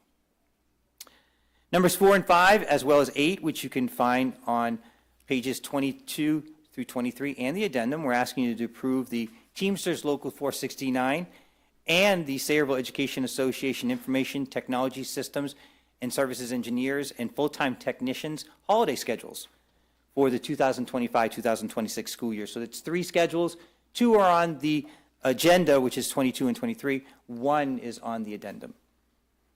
Number 6, which you can find on page 23, we're asking you to approve the 2025 summer hours, as indicated in the chart that's provided to you on the agenda for 12-month employees. That would be administrators, secretaries, technicians, and technology engineers. You can find that on page 23. And number 7, which you can find on the addendum, we are proud to ask your approval of a memorandum of agreement between the International Brotherhood of Teamsters, Chauffeurs, Warehousemen, and Helpers of America, otherwise known as our Teamsters Local 469. We have a collective bargaining agreement, memorandum of agreement with them that is signed, and we're asking you to approve that. That agreement would span from the 2024-2025 school year, this year, through the 2027-2028 school year. Number 8, we're asking you to deny Sayreville Education Association grievance 2024-2025, :2 cafeteria upgrade. Any questions on those items or anything else on governance? Okay, so as I mentioned to you before, we have some retirements. What I'm going to do is I'm going to go through the rest of the personnel, and then I'll go back to the retirements, and I'll try to do my best to honor our incredible staff members who are leaving us during this bittersweet moment, but also get everyone out of here in a timely fashion. So let's skip over number 1. So number 7 and 10 and 33, as we always do, we're asking you to hire new certificated staff and non-certificated staff, but this time we're asking you, because of this time of year, to do so for the rest of this year, but also for next year. So some of those are for the 2025-2026 school year. You can find that on pages 26 and 28 in the addendum. Numbers 11 and 12, we're asking you to approve the transfer of non-certificated staff for this school year, and you can find that on page 28 and 29. One of those is a temporary transfer. And number 21, which you can find on pages 31 and 32, it's that time of year. We're getting ready for our summer programming, so we're asking you to approve personnel for the advanced placement summer boot camp, which I mentioned before in my budget presentation. Similarly, number 22, which you can find on page 32, we're asking you to approve personnel for our summer learning acceleration, which I also mentioned in the budget, and our Camp Excel programs. So going back to our retirements, we have several retirements here, beginning with Mrs. Blum, a second grade teacher at the Truman School, Mr. DeLoya, a music teacher at the Wilson School, Mr. Carr, the lead custodian here at Samsel, Mrs. Perrone, one of our supervisors of early childhood education, and Mr. Perrone, one of our maintenance workers, and finally, Kathy Jennison, one of our paraprofessionals here at Samsel. So let's begin with Mrs. Blum. It is with great pride, and well, I only say that because I worked with a person with the same last name, but she referred to herself as Bloom, not Blum. So it is with great pride and gratitude that I announce the upcoming retirement of Suzanne Blum. Suzanne has been a dedicated teacher at the Truman School for the past 27 years. For over 3 decades, she has provided countless opportunities for her students to learn and grow. She has dedicated her career to inspiring, educating, and shaping the minds and hearts of our youngest learners. Suzanne's passion for teaching and unwavering commitment to student success is ever so apparent. She has impacted the lives of many, and we commend her hard work, creativity, and dedication in the field of education. Through her love of teaching, Suzanne has fostered a love of learning in her students and an appreciation from their parents. Throughout her career, Mrs. Blum has been an inspiration to her colleagues. She is responsible for bringing Theater Week to the Truman School. Suzanne was a proud member of the Patriotic Committee. She always looked forward to celebrating our veterans and fostering a patriotism in the Truman students. For many years, Suzanne brought her father, a proud veteran, to our patriotic assemblies, and the pride she exuded on those days was undeniable. Suzanne has gone over and above by bringing Santa Claus, of all people, to visit all the Truman students during the holidays. She has always been willing to lend a hand, share ideas, and model the utmost professionalism. We thank Mrs. Blum for making a difference in the lives of so many children in the Sayreville community during her 27 years of impeccable service. While we are saddened to see Mrs. Blum leave, we are excited for the new chapter that awaits her. Please join me in thanking Suzanne Blum for her exceptional commitment to the Sayreville School District. We wish her happy, fulfilling, and a well-deserved retirement. Thank you, Suzanne, for your years of dedication. You will be greatly missed by all those who have been very fortunate enough to call you teacher, colleague, and most importantly, friend.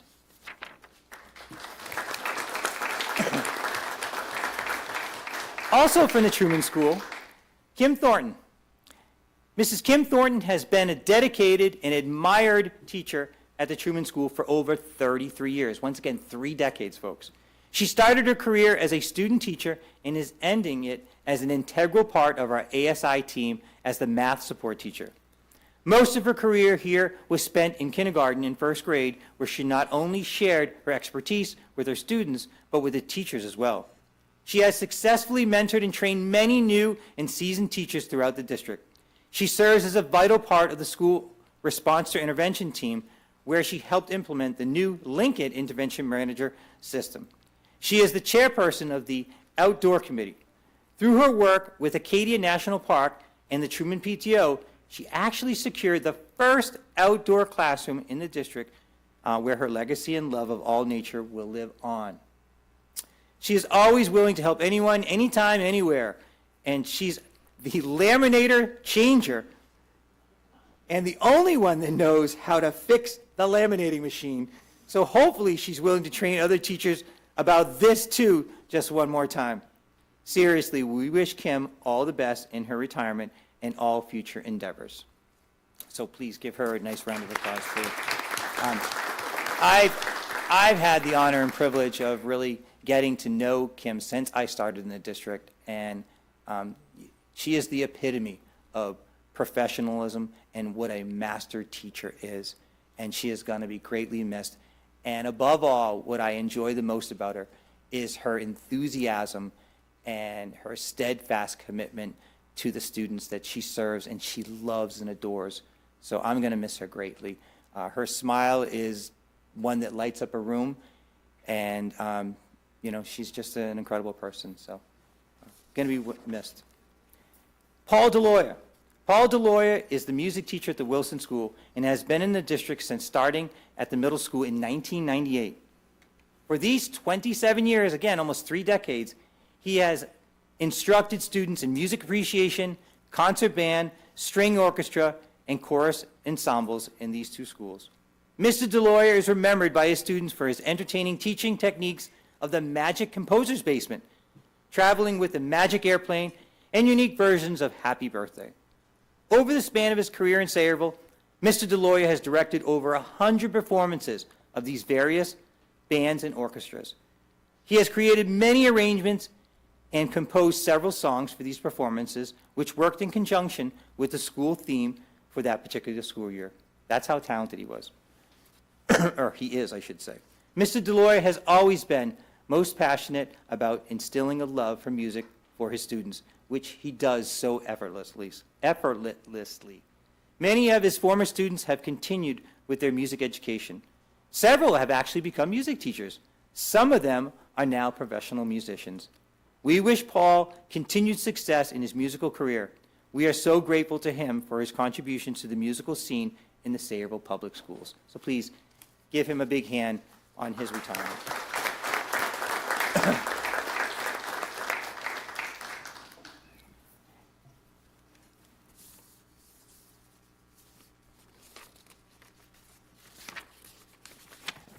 Next one's going to be rough to get through. Judy Perone. On behalf of the entire district, I want to express our deepest gratitude and congratulations, Judy, as you prepare to retire after 25 incredible years, again, nearly 3 decades, as an early childhood educator in Sayreville. Your dedication, passion, and hard work have had a profound impact on the students, staff, and community, and you will be deeply missed. Throughout your distinguished career, and I emphasize and underscore distinguished, you have been an invaluable asset to our district. Your leadership is the expansion and growth of the early childhood education program was nothing short of extraordinary. Working closely with Ms. Burns, our director, and the entire preschool team, you helped take the program to new heights, always with a focus on providing the best possible start for our youngest learners. Your positive personality and unwavering commitment to your students and colleagues have made you a beloved member of our school community. The relationships you have built over the years have left a lasting impression, and your kindness and expertise will be missed by all who have had the privilege of working with you, especially me. While we are excited for you as you enter into this new chapter of your life, please know that your legacy here in Sayreville will be cemented and continue to live on. You have truly made a difference, and your contributions will not be forgotten.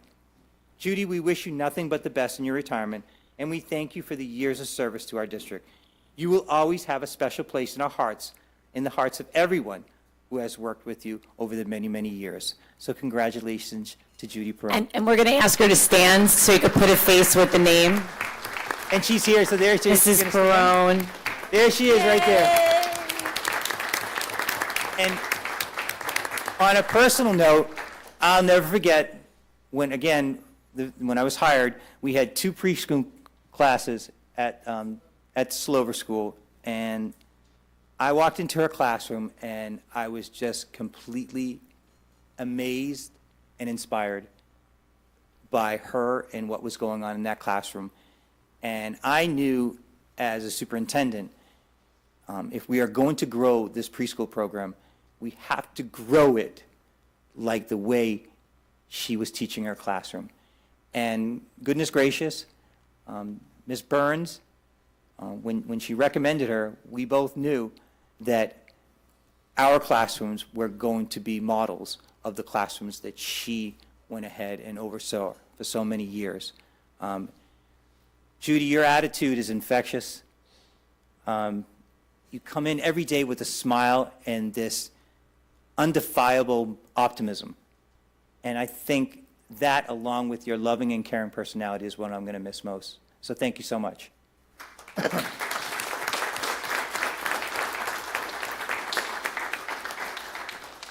Kathy Danielson. Kathy Danielson has dedicated the past 24 years to the Sayreville Public Schools. I think we're getting the theme here in terms of decades. During this time, she has provided the highest quality of service as an individual student and program paraprofessional, as well as a colleague and friend to many.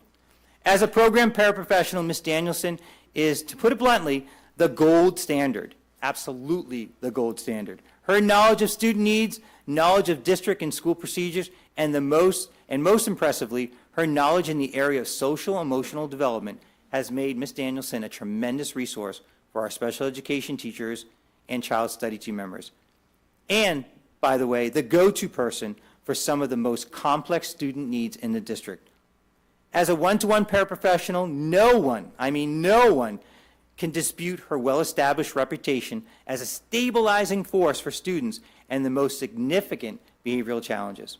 In fact, Mrs. Danielson has often been matched with students who need the highest level of care and support, and there was no doubt in anyone's mind that she was the catalyst for many students as they adjusted to the elementary program, which prepared them to move to the middle school. To illustrate this point, Mrs. Danielson has exclusively served our behavioral disabilities program in several schools, from the program's initial inception to the present day. As a colleague, Mrs. Danielson goes well beyond the consummate professional. She is a collegial, supportive, and helpful, and as well as truly caring individual. So much so, in fact, that Mr. Nasser and Mrs. DeSico have specifically selected and relied upon her as a stabilizing presence for both new teachers and new students alike.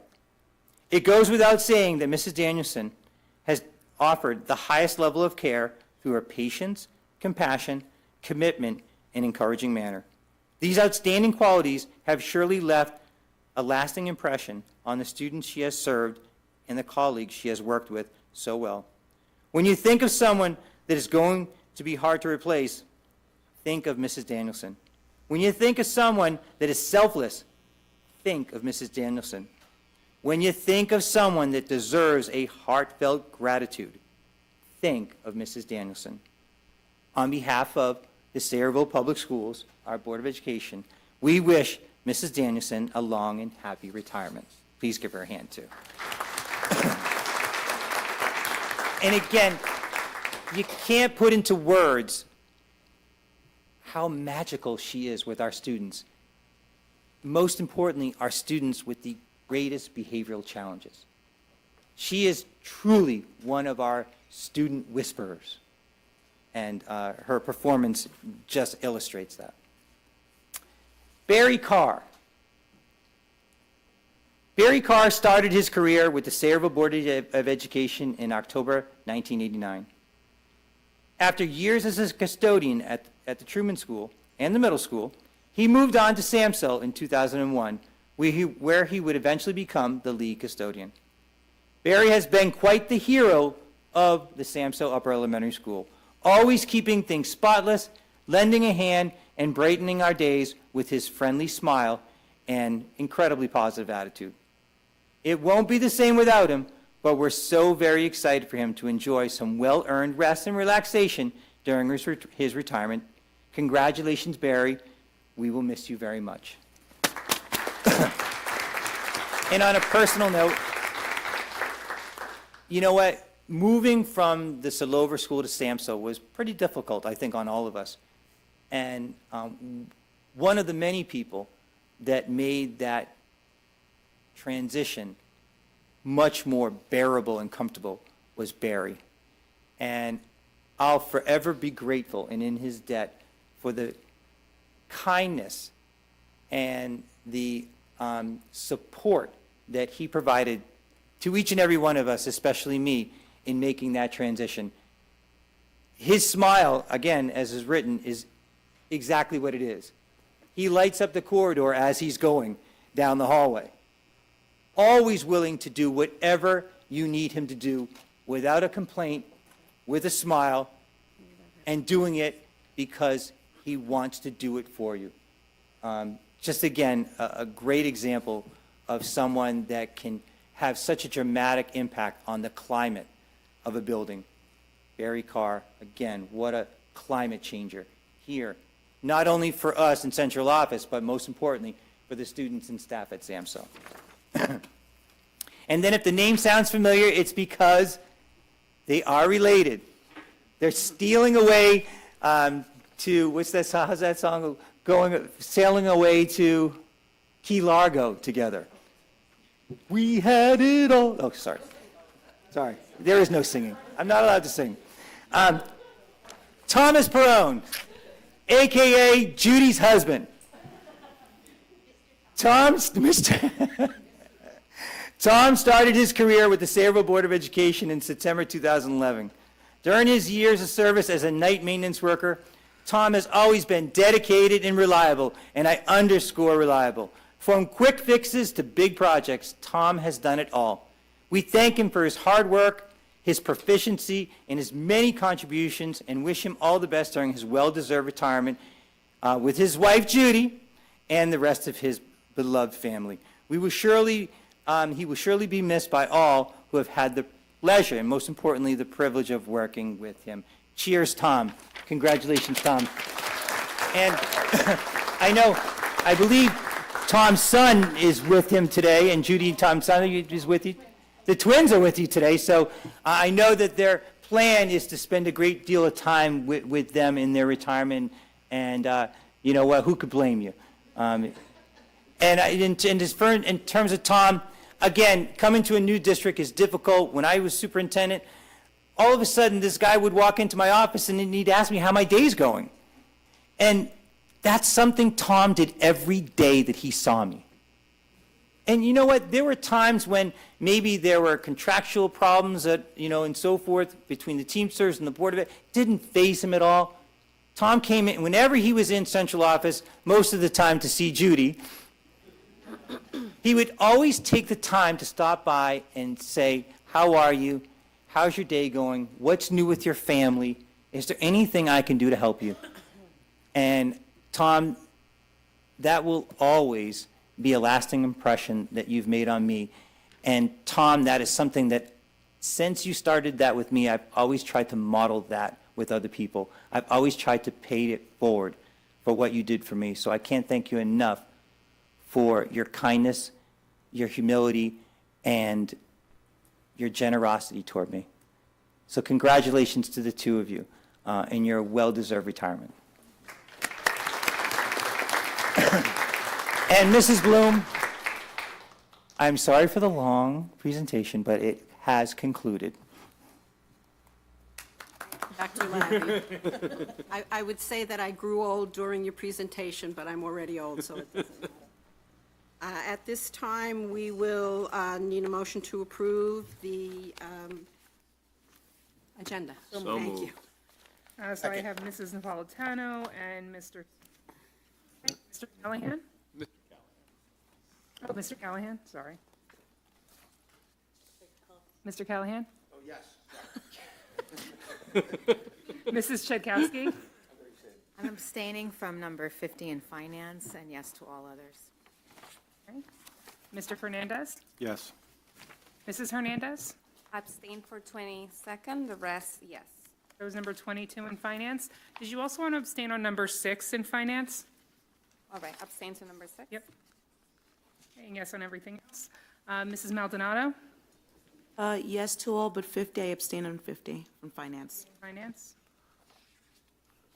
Okay, Mrs. Napolitano? Yes. Mrs. Pabon? I'm abstaining from number 31, and yes to the rest. Is that in finance? I think so, I'm not sure. Yes, yes. I tried to look at the title, Yes, but I That's fine. Mr. Smith? Yes. And Mrs. Bloom? Yes, but I have to abstain in finance number 31 on page 8. Okay. Everything carries. Okey dokey. At this time, we will open to public participation on any items. I will remind you that the maximum time is 30 minutes. Sayreville residents may speak first. Each speaker has 3 minutes. If you intend to speak, please line up so that we can save time.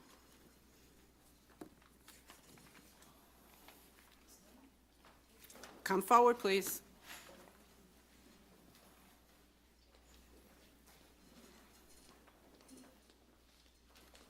Michelle Bardsley, 28 William Street in Sayreville.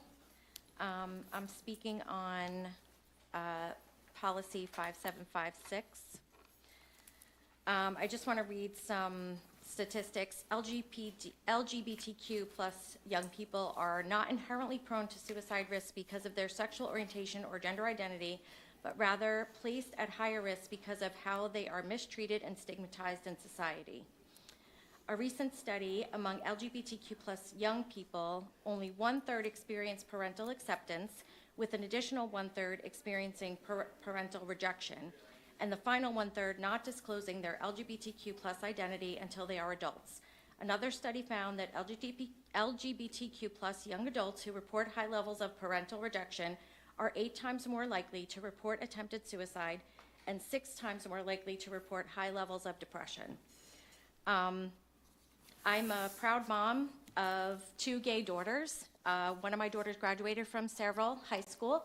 She's a 911 dispatcher in South River. My other daughter is in a high school in East Brunswick, and she just got accepted to Mason Gross at Rutgers. My daughters were very lucky because they have 2 very supportive parents. They never had to look outside of the home for the support. But there are many children that do not have that support at home. They're rejected, and school is a safe space for them. If an LGBTQIA youth with at least one trusted supportive adult in their lives, they are 40% less likely to end their lives by suicide. I don't think that getting rid of this policy is a smart choice at all. These students need the support more than just the regular average student most times. Students that are rejected by their parents often have no one else to turn to except for someone, a trusted adult in school, in their community. And taking that ability away and the autonomy for them in school is not safe for them. It's a death sentence for many students. And having somebody to talk to, such as a trusted counselor or teacher, is sometimes the only outlet that they have to express themselves and talk about their confusion or just things that they need to discuss about their identity. LGBTQIA youth make up 7 to 9% of the population, and 1.4% identify as trans. But yet so many people are focused on this small group of individuals, so much so that they want them to disappear. They want to take away all the love and support from them, and I will never understand why.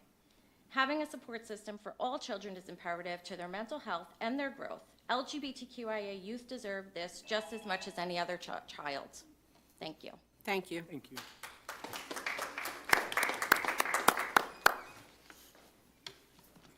Hi, Lisa Reback, Charles Street. First, I wanted to say, Dr. Labby, I do read your Talk Soup every week. And actually, thank you because you clarified the start time for the sophomores and seniors this week. I thought it was 9 o'clock. You said 9:30. I double checked, and my kid gets to sleep another half hour. They were very happy. Mr. Nestor, I am so happy for you. This is an award that has been so well deserved. I've known since I met you in 2017. Dr. Labby, I think, introduced us when I was going through something with my son in 8th grade, and so well deserved. I can't believe it took this long, but you're an amazing human being, and every day at work, I want to be like you. So just want to say you're an amazing human being. We should all be like Mr. Nestor. Yes, absolutely. Or his wife, who is amazing. Could you please tell the superintendent that? He doesn't listen very well now. I'm trying to get him to come to Old Bridge, but he keeps, I know. Also wanted to comment about the traffic situation at Eisenhower. Now, Dr. Aguiles, I'm not sure if it was you or Mr. Skoronsky that talked about it all the time. I never talk about anything, so it's probably Mr. Scott. No, it's been talked about by all principals who've taken the lead there at Eisenhower. Yeah. So I'm glad to see that after, 20 years, it's finally being handled. Also wanted to ask, I'm not good at just like doing speeches. I'm better in a conversation. What is the policy regarding religious speech at public meetings? Like, are we allowed to just spout whatever we want? Or is there anything restricting speech? I thought there was a separation of church and state thing here. Does anybody have an answer to that, or should I keep talking? Keep talking. Oh, 43 seconds. Okay. I think it's ridiculous that people are allowed to come up here and just say whatever they want. Kids need support. I've messed up as a parent more times than I want to admit, and there are people like Dr. Aguiles and Mr. Nestor and Dr. Labby and the amazing teachers you have here who have been there for my kids. Now, my kids, thankfully, talk to me about more things than I'm really comfortable with. My teenager's texting me right now, and I have to go handle that. But every time I've messed up, there's been another adult that's been there for my kid, and I cannot thank you enough for being there for my kid. Mr. Callahan, your kids are amazing because of both of you. Just letting you know. Thank you, everybody. Thank you, Lisa. Thank you. Good evening, Joseph Campagna. I'm a Sayreville resident in Haven Terrace, and I'm just here to let you know that I oppose policy 5756. As a parent of 3 school-age boys, I believe that parents, no one loves our kids like us, right? Teachers are great, faculty are awesome, but parents deserve a say in our children's lives and to be able to minister to their hearts. And so I just am here to humbly ask you to rescind policy 5756. Thank you. Thank you. Good evening, Carolyn Mack, 23 Cloister Court. A few weeks ago, I sent a letter to each of you about a new study that shows a 12-fold increase in risk of suicide amongst those who have had gender affirmation procedures. The study was comprised of 90 million patients and compared rates of suicide and self-harm between transgender and non-transgender patients.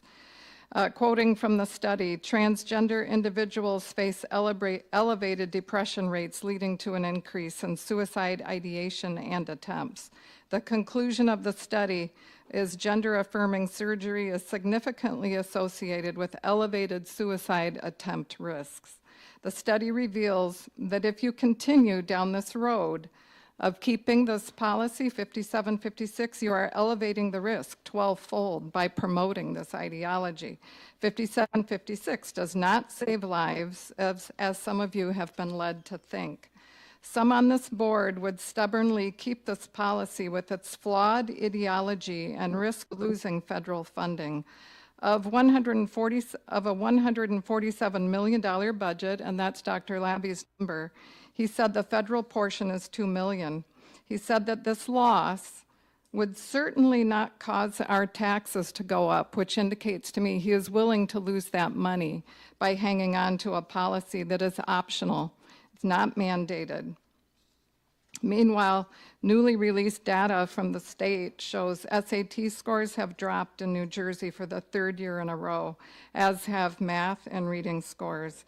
As we continue to talk about why to rescind 5756, the academics are not what they used to be and not what they should be. When students learn, contrary to what science teaches, that they can change their gender by cutting off body parts and going on hormone blockers, and that they can do it all behind their parents' backs, and this can be a secret between teacher or counselor and a minor child, it is no wonder that academics in America are just not what they should be. I agree with what Dr. Labby said a little while ago. Our focus needs to be on educating our students. As for the reference of separation in church and state at the March 18th meeting, where one of the board members chastised a parent at that meeting, I want to remind you that every board meeting begins with a pledge. And we say in that pledge, one nation under God. All of our money has the words, "In God we trust" on it. The erroneous separation of church and state comes from a letter that Thomas Jefferson wrote in 1802 to the Danbury Baptists to clarify that the First Amendment protects the church and the believer from interference from government. Our free speech is protected under the First Amendment. All right, I ask that God Your time and is up, faith please. not be You must leave swept the under the microphone. rug when you Your cast your time vote is Thank on you. 5756. Thank you.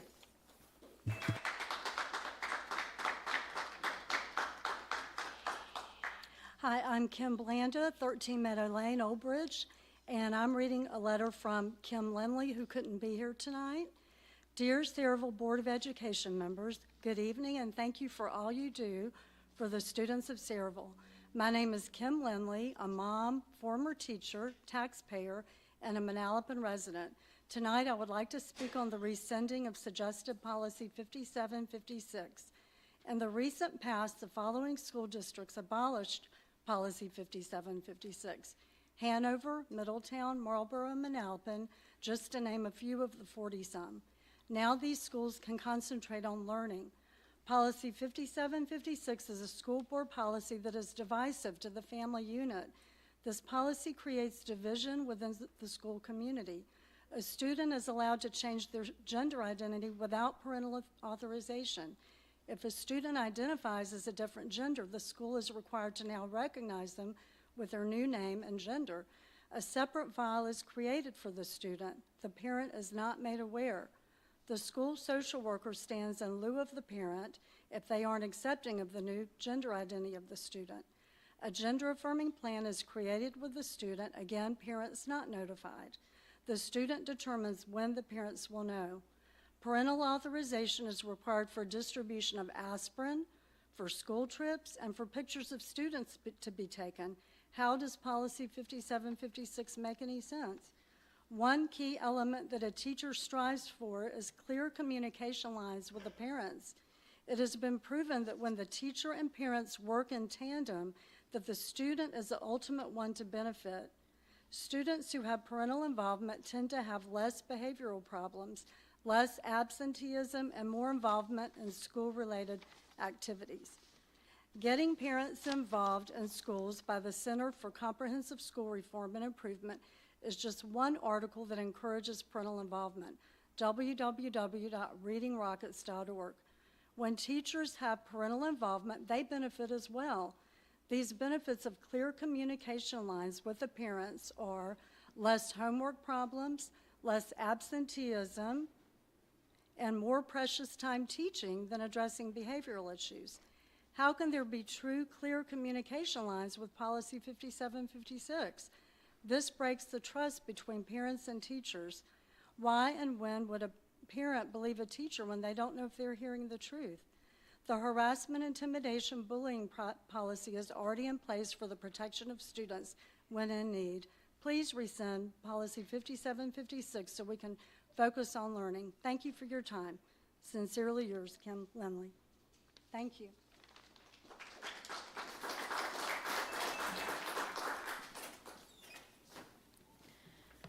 Hi, I'm Alice Finney, and I am from Colts Neck, New Jersey, and I am just here to ask you to abolish policy 5756.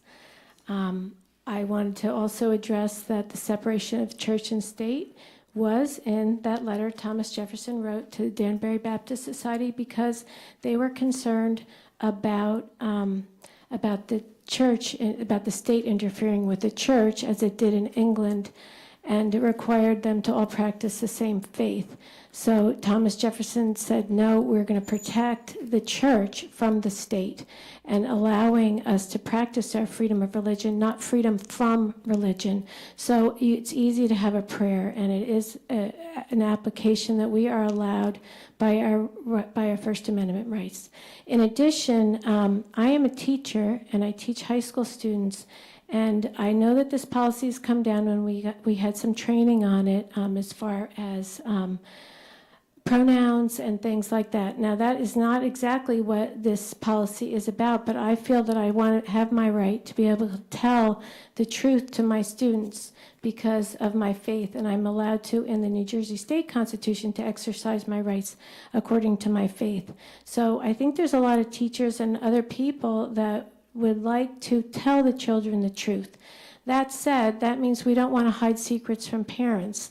And this is what the policy is about, because children are young and they're vulnerable, and they do not understand really when they make these decisions based on feelings and not a medical decision, that it could really affect them the rest of their life.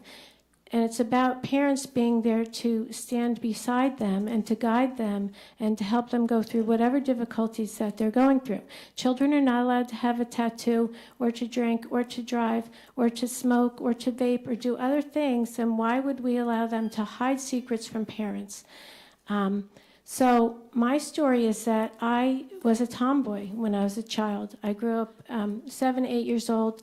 I ran around not thinking I was a boy, but wanting to be like a boy. I rode my bike, I climbed trees, I caught frogs. I did a lot of things that boys would do. I played with dinosaurs. I did not like dolls. But if I was born, my parents, my mother and father, always told me that I was a girl. And I'm grateful that they had the right to do that. I mean, it wasn't even a question. And I think if I grew up in this age, I was so easily influenced by peers and other things and teachers who I really, thought very highly of. I was a great student. I was an AB student. I always listened and complied to everything. I would not have liked, even the social media came in. I can't imagine what my life would have been like Thank you. if I was born today and Thank followed you. these policies. Please rescind policy 5756 and allow parents to be involved with their children's lives.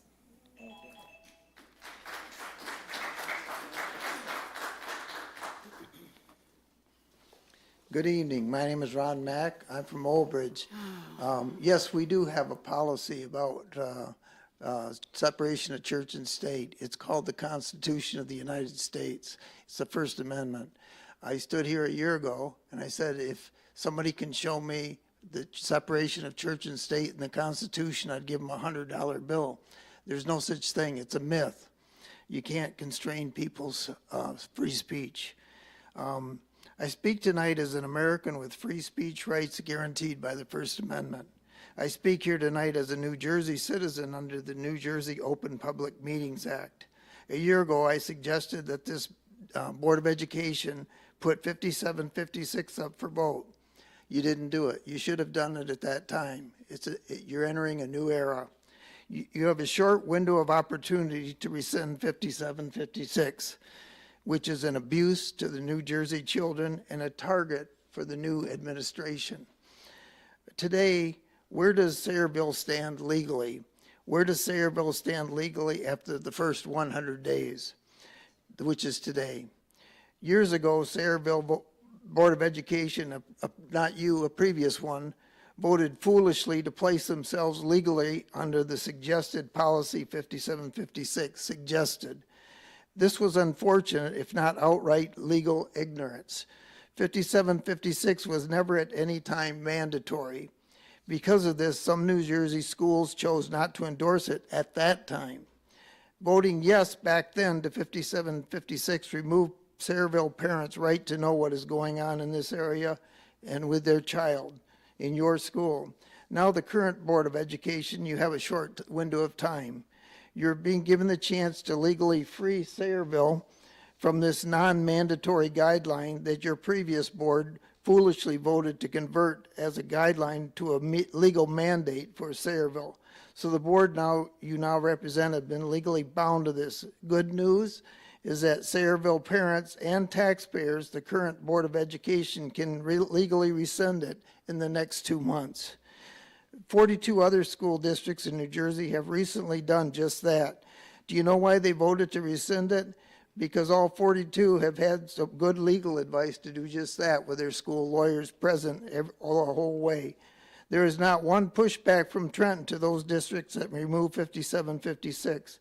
Every one of those districts has a school lawyer sitting in their meetings. Donald Trump is promising to remove federal funding for schools that don't comply, and it's coming. So you have a chance, do the right thing, and it's the right thing for the kids. Thank you.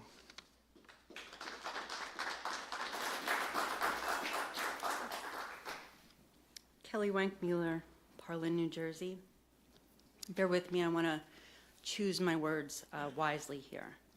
A few meetings back, I believe it was the March 18th meeting, Ms. Pabon asked Carrie where her supporters were. It seemed that it was insinuated that they didn't have any, other than the people who come from out of town and her husband. I'm one of the residents who voted for the ladies, just as I voted for Eileen when she ran, not because they're bingo balls, but because I like what they stand for, or what I thought they stood for. I do happen to have concerns with policy 5756, and I'm not alone.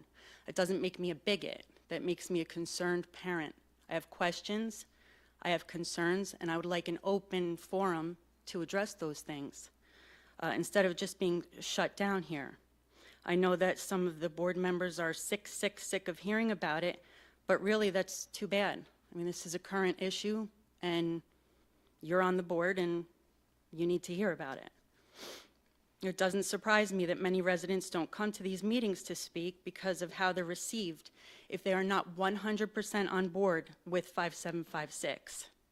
And please know that when you mumble something under your breath, your microphones are picking it up, and YouTube is closed captioning it, just so you know. A few of the reasons why I voted for the ladies: they're not afraid to ask questions, they're not afraid to vote against the majority, and they've handled the social media bashing with grace and self-control. And ironically, it was one of the board members sitting here that pushed me to vote for them. Not once did I see one of them post on social media about their faith during their campaign, but the sitting board member did, time and time again, calling them bigots and bashing their faith, which I happen to share. At the Meet the Candidates session at the high school, when it was one of their turn to speak, two of the sitting board members had a full-on conversation with each other in the same tone that I'm speaking right now. It was rude and disrespectful and inconsiderate. Dr. Labby, you know that my kids love you. I happen to think that you are a godsend, pardon the pun, to this district when it comes to special education. My question for you is, if a student is in class and they don't like what's being taught, they don't feel like listening to it, would you suggest that they put their earbuds in and turn their back to the teacher? Or should they just get up and walk out? Whether you have a blurb on your social media that your opinion is yours and not that of the Board of Education, you still represent this board and our schools, and you're not being a good example for our kids. Thank you. Thank you.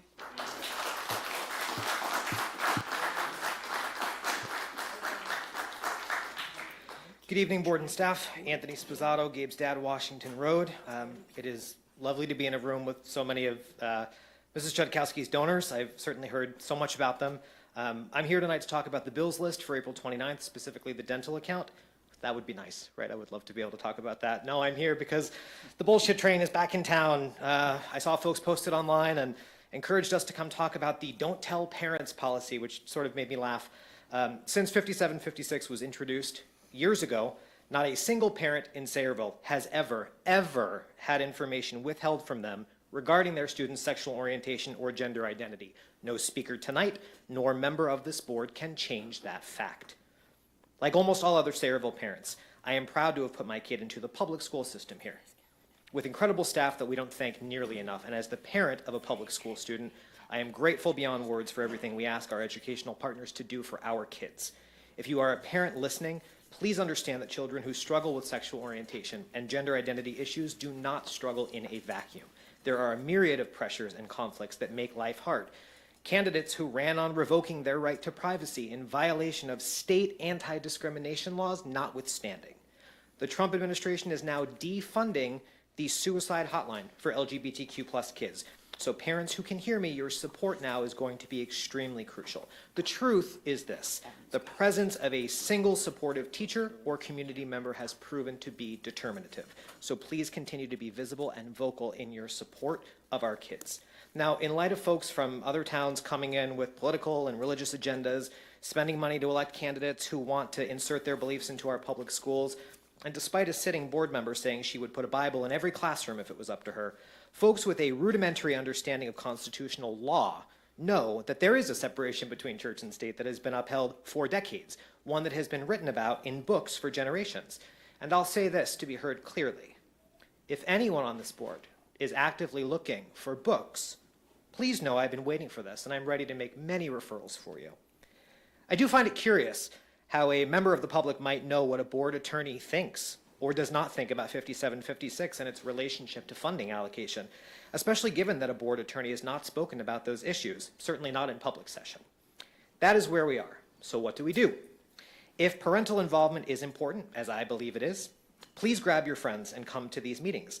Not only will you be part of Dr. Labby and Mrs. Bloom's playful and years-long comedic rapport, you will get to hear incredible stories of success and triumph from our kids across the entire district. You'll get to see how well your tax dollars are spent, how hard our educators work for all of us, not just our students, but our families as well. We can't outsource public policy creation to Old Bridge or Aberdeen or Bridgewater. We can't let those decisions be made by folks from out of town or people who have never put their kids through Sayreville public schools. We have to speak out. Thank you, Mr. Sposato. Thank you, Ann. Thank you again. Once a bomber, always a bomber.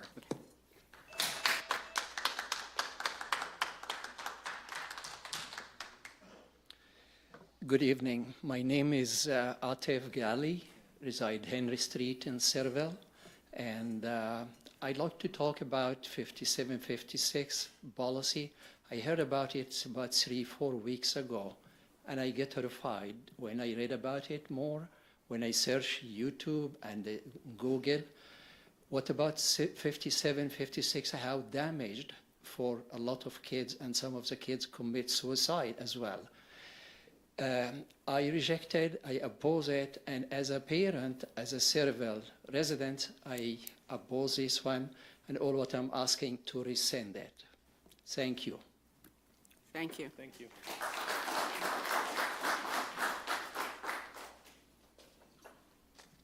Hi, Steve Fisher, 58 Kear Street. I'm here to talk about boys and girls sports. I noticed this evening, I was very heartened by all those signs of a boys lacrosse team, a girls lacrosse team, all the teams separated. So my concern is what's going to happen when a transgender wants to be on a girls team. Now, I grew up in a situation where phys ed was not co-ed. The boys were separated from the girls by a wall, but then it ended. And I was a phys ed teacher in 1972 in school, and I learned all about Title IX. And I thought it was the greatest thing ever, because in a co-ed sport, in a co-ed gym situation, everyone could work together. The kids would learn together, boys and girls. That's a beautiful thing. It's a great thing, Title IX. Also, though, Title IX went into athletics, and it made girls' sports come around. And my sister, who was born in the 60s, never got a chance to do that. My younger sister, she got a chance to do it because of Title IX. And there was a big, big difference there for both of them. It was a great thing. So comparing athletics to physical education, there is no comparison. I taught in Sayreville for 40 years. I was a teacher for 42. I coached boys sports and girls sports. Boys soccer, girls soccer, they are not the same. I coached boys track and girls track. They are not the same. The implements are different. Things weigh more. The hurdles are higher. It's different. So why would I let a boy who supposedly is a girl compete against girls? It should not happen. I coached wrestling. I coached at the rec level all the way up to varsity. Girls wrestled in the recreation program. It was great. Girls can wrestle. But now what has the state done?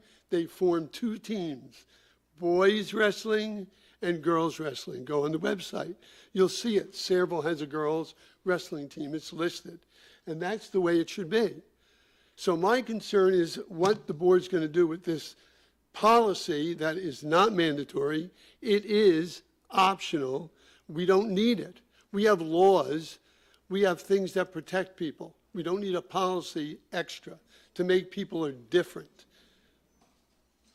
Thank you. Thank you. Okay, at this time, we will close public. Any closing comments from any board members? If I may. If you'd all bear with me, thank you. Since taking office on this board, there have been many, including this evening, who have shared their views on policy 5756, from fellow board members to many members of the community. The views shared have represented both sides, those for keeping it in place and those for rescinding it.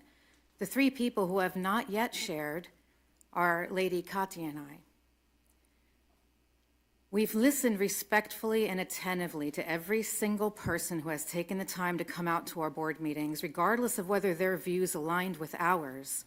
As elected officials, every stakeholder deserves our thoughtful consideration of the things that concern them, and we'll continue to treat everyone at the mic with the same dignity, respect, and decorum that we expect and that our bylaws dictate.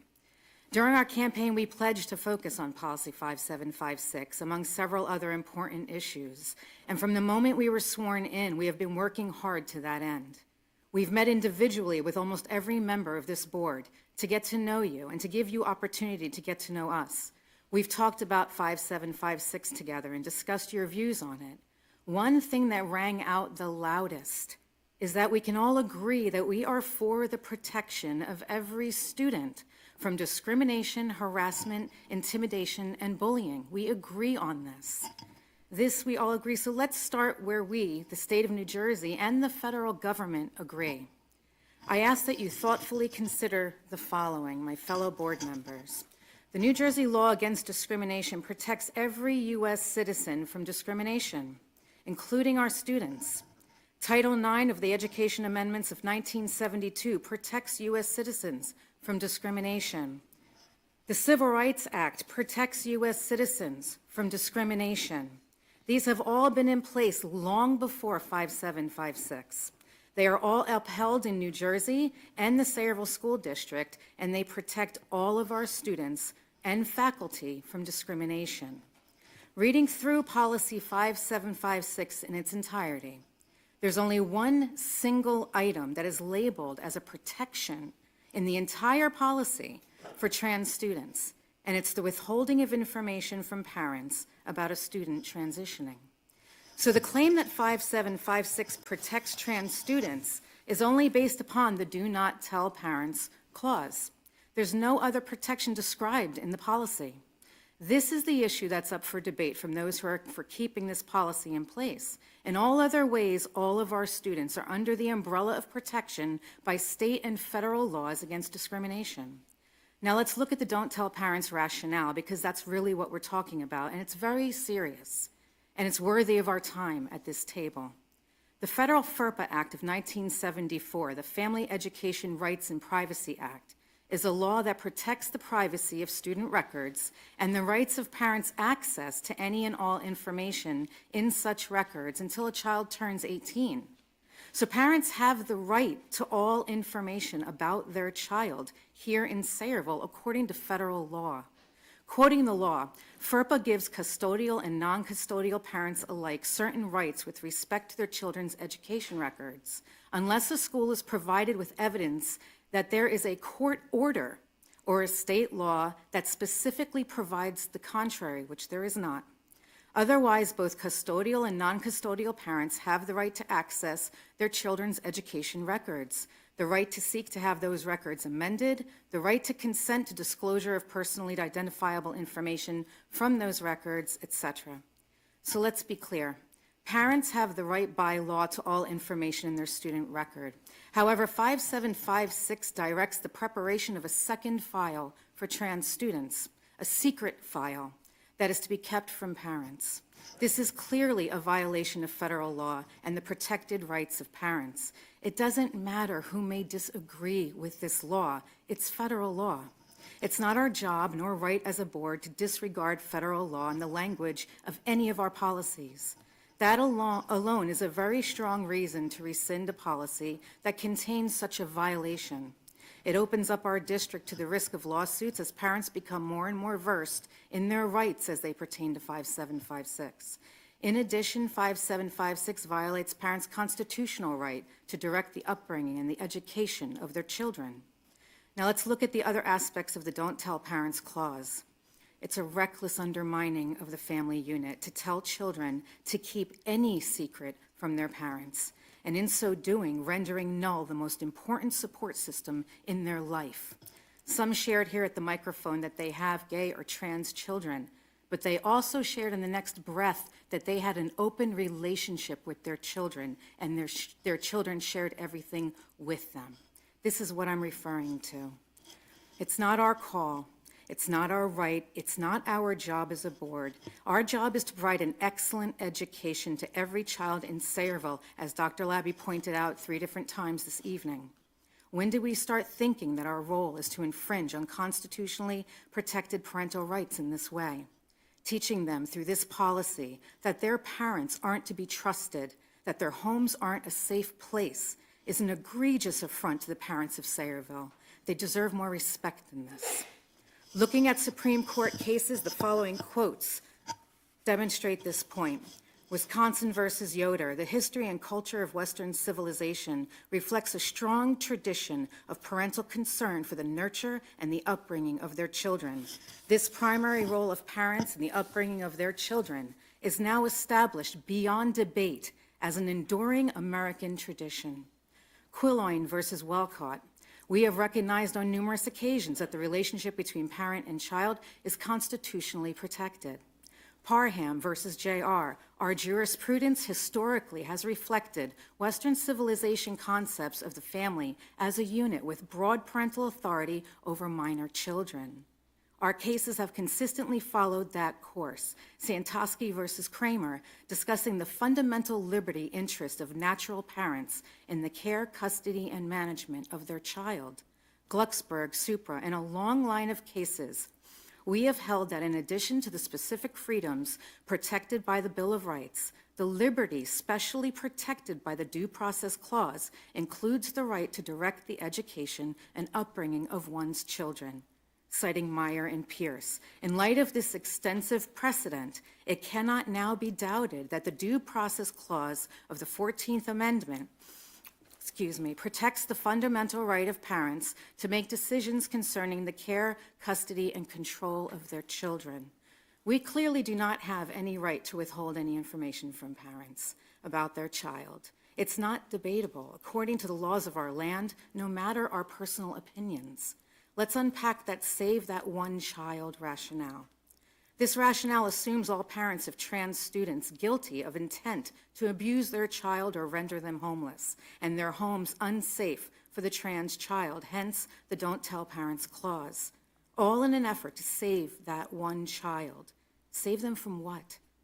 What case study in Sayreville is this based upon? Which child is the one child? How can we know which child is the one child in this scenario? This defies logic and reasoning and common sense to put at risk hundreds, if not thousands of children by dismantling the trust between parent and child in order to hypothetically save the one.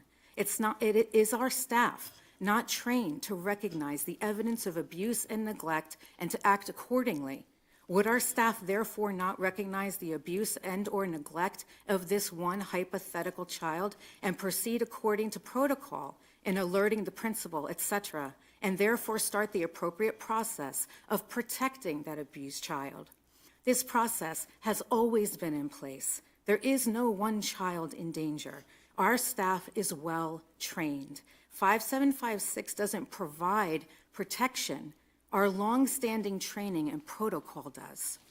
So we violate federal law with Do Not Tell Parents clause, and the Save One Child theory is not supported by logic, reason, common sense, nor any statistics for this locale, for New Jersey, nor nationally. Lady Katya and I are not against protecting trans kids, but we do very strongly state that 5756 does not protect trans kids and that it violates federal law and constitutional parental rights. Our students are very well protected already. This policy is neither mandatory nor necessary and causes many more problems than it's purported to solve. Thank you for your time and for your thoughtful consideration of these points.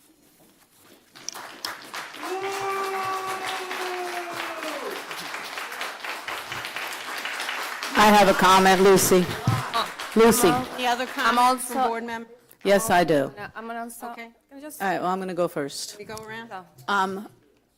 I am very proud to be the member that all of these people who are against the policy refer to as the board member who did this and the board member who said that. I am that board member, and I am that board member who will be concerned about that one life that we could possibly save.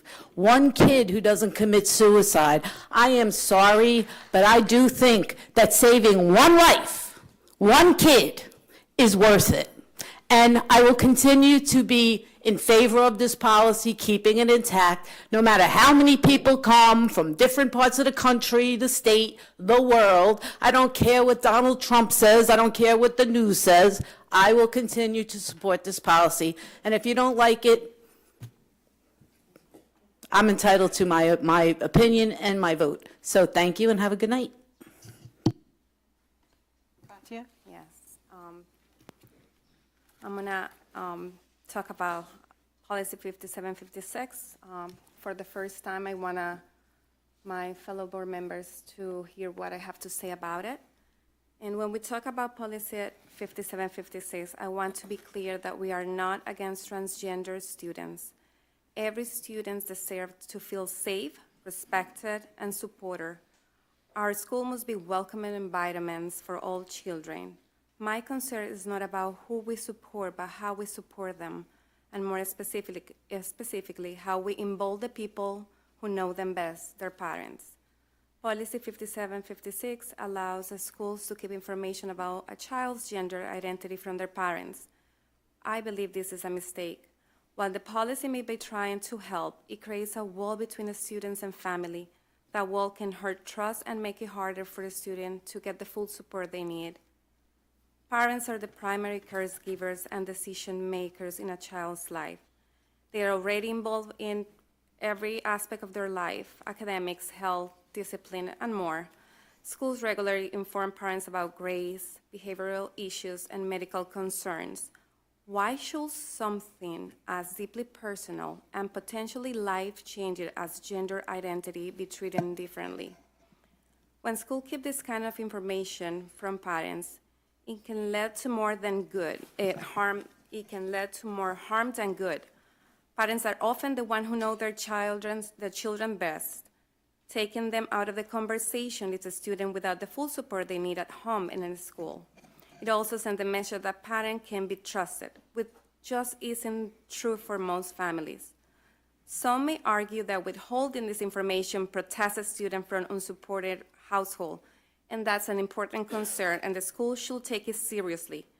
And it must be addressed with care and balance. We already have policies and systems in place for cases where a child may be unsafe at home. That's different from having a rule that keeps the parents out of the loop. If the goal is to protect the children, policies must be balanced safety with parental involvement. Parents should be part of the process to ensure their children get the support they need, both at home and at school. Removing this policy doesn't mean a student won't receive support. It just means parents will be involved, as they should be. Parents have a fundamental right to be the primary decision maker in their children's life. School and parents can work together to offer the right resources, guidance, and emotional support, while ensuring that the child's well-being is prioritized also.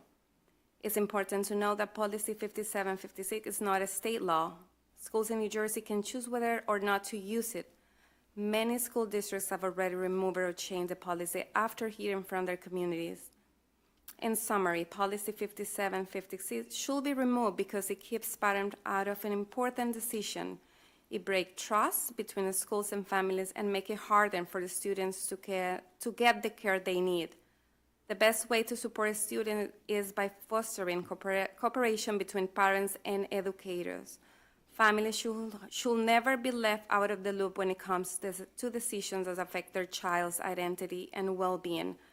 Parental involvement is not just a right, it's a responsibility, and a school should honor them.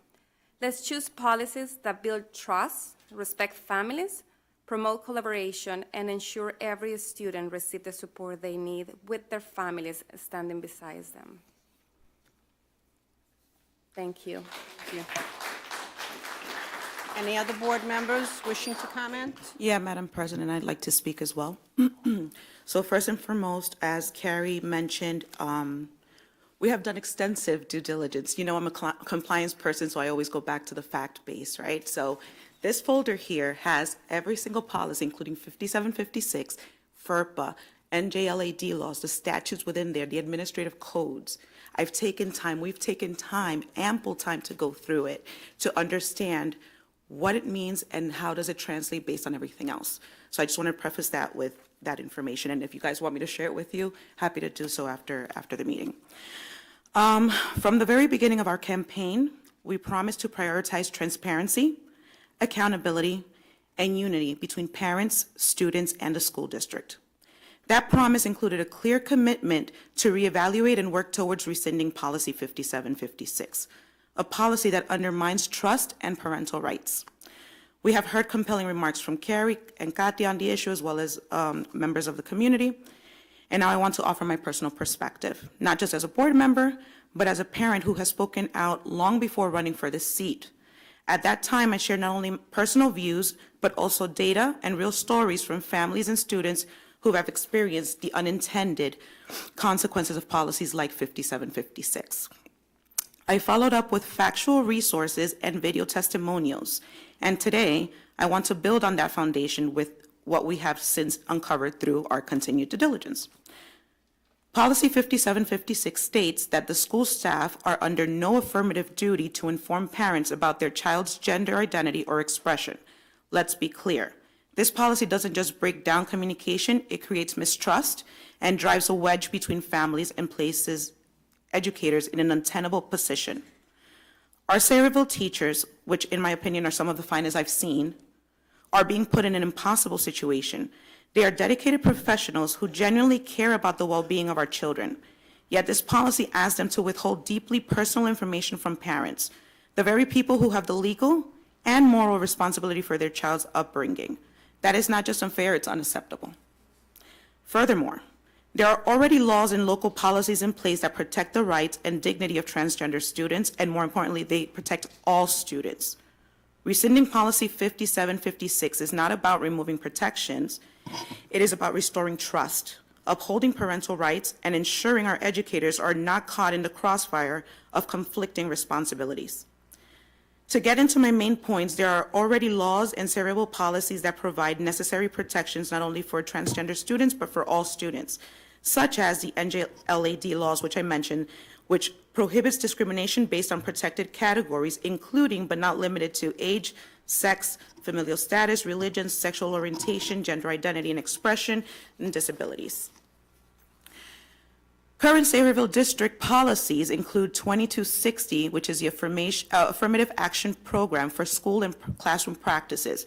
Paragraph 1 of this policy states, the Board of Education shall provide all students with equitable and bias-free access to all school facilities, courses, programs, activities, and services regardless of the protected categories listed under the NJAC Administrative Code 6A:7-1.1. I quote that just so you could see how extensive my research has been. 3280, liability of student welfare. Point 9 states, a teaching staff member must immediately report any instance of substance abuse, violence, vandalism, accidents, or suspected child abuse in accordance with policy numbers 8442, which is reporting accidents, 8461, reporting violence, vandalism, harassment, intimidation, bullying, alcohol, and other drug offenses, and 8462, reporting potentially missing or abused children. Paragraph 1 of 8442, reporting accidents, states the Board of Education directs that all reasonable efforts be made to ensure a safe learning and working environment for the students and employees of this district. Policy 5512, which is harassment, intimidation, or bullying policy, Bullet A, amongst other things, states, the board has determined that a safe and civil environment in school is necessary for students to learn and achieve high academic standards. Policy 5750, equal educational opportunity, paragraph 1 states, no student shall be denied access to or benefit from any educational program or activity or from a co-curricular or athletic activity on the basis of any of the protected categories listed under the aforementioned administrative code. We conducted a thorough review of this policy, like I mentioned, federal and state laws and our own district's policies. Nowhere during our due diligence did we find language that endorses or supports the practice of withholding information from parents as 5756 does. In fact, the FERPA, which is the one that Carrie mentioned earlier, explicitly affirms parents' rights to access their children's educational records. 99.4, what are the rights of parents? An educational agency or institution shall give full rights under the Act to either parent, unless the agency or institution has provided with evidence that there is a court order, statute, or legally binding document related to such matters as divorce, separation, or custody that specifically revokes these rights.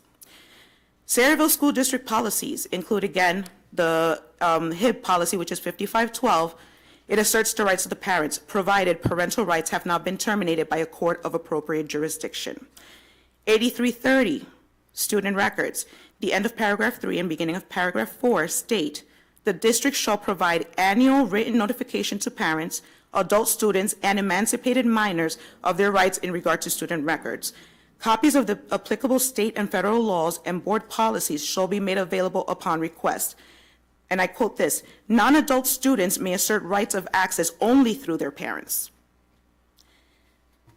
9240, rights of parents. Paragraph 3 states, every parent, except as prohibited by federal and state law, shall have access to records and information pertaining to his or her unemancipated child, including but not limited to medical, dental, insurance, child care, and educational records, unless that access is found by the court to be not in the best interest of the child. So again, at the heart of this conversation is something far greater than policy language. It's about the fundamental right of parents to be engaged in their children's lives. It's about the trust that must exist between schools and families, and the responsibility we have to safeguard that trust. Policy 5756 undermines these principles by promoting secrecy over transparency and isolation over inclusion.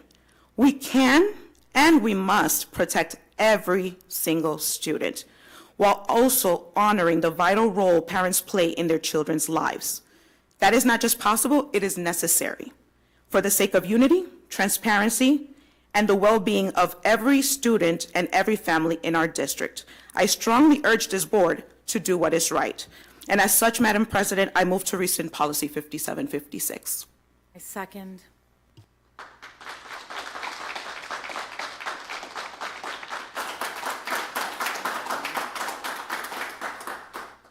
Ms. Hill, roll call.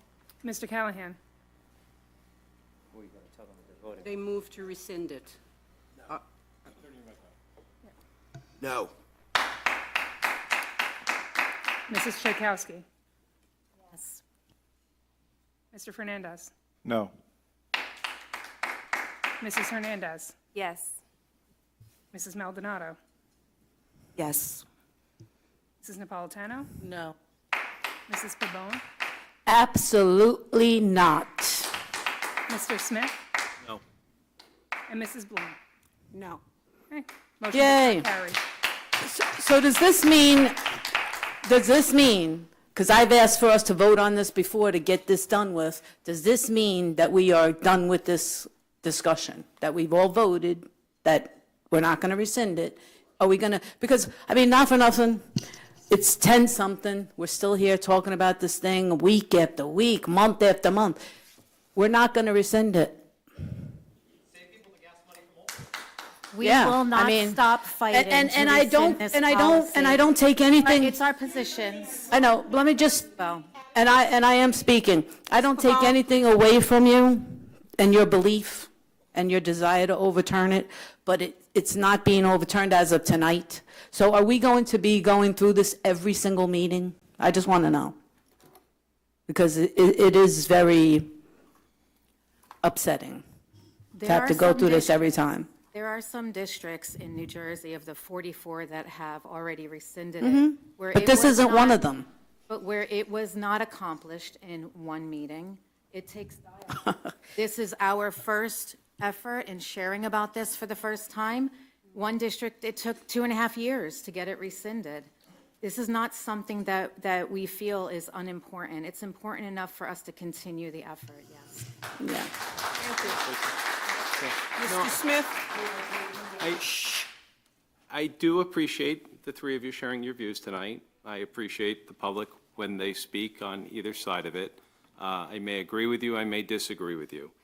The one thing that I will say tonight, there are 2,312 school districts in New Jersey. 44 to 47 have repealed this. That's 0.02%.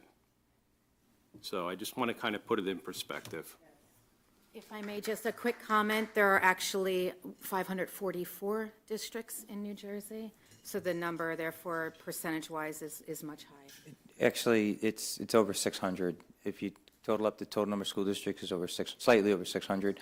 Mr. Smith, I think you're referring to the number of schools. What I will ask is, like I said, and like Carrie said, we're not gonna stop. However, and I know that you're a man, you like to do your research, I will give you all the stuff that I did. These are directly the policies. These are not. I appreciate that, lady. I know, I have no doubt that you did your research. I'll continue to do mine. Yeah. And, That's all we ask. yep, fair enough. Okay. This time, hold I on. haven't said much, but I'm going to say something now. I believe that this is a total misinterpretation of the wording of 5756. It says that staff may not disclose information that reveals a student's transgender status. It does not say will not. It does not say shall not. It says may not, which is at the discretion of the teacher as to whether they want to or not. So it is not a policy that restricts, and it is not a policy that puts anybody in jeopardy. Unless you do not know your child, you would know that your child is transgender. That's all I have to say. Thank you, Mrs. Bloom. Anybody else? Yeah, I have a comment, Mrs. Bloom. First of all, I want to thank all my board members in the audience for participating in this discussion. I will not be commenting on this discussion as I have something totally different I'd like to say. First, I'd like to thank Dr. Labby and our administration for the support that you've given the Rivera family over the past year and the support that you gave to all of our students through that very difficult time.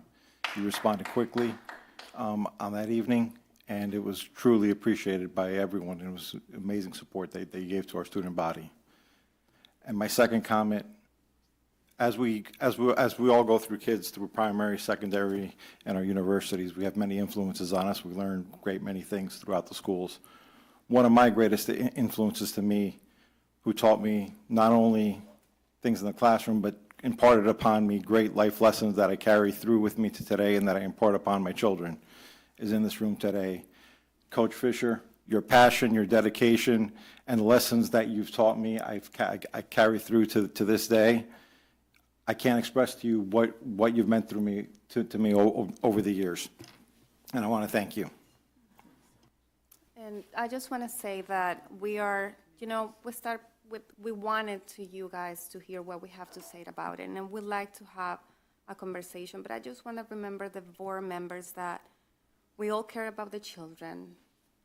We all agree and disagree and things, but most of it, we agree in a lot of things as a board members, and I keep that with us, so we can, move forward, working together, and having this conversation. This is a healthy conversation so we can have. Today is this.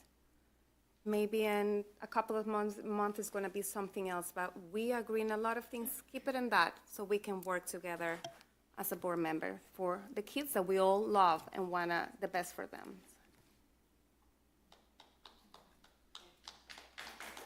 Anybody else? Motion to adjourn? So moved. Second. Meeting is adjourned.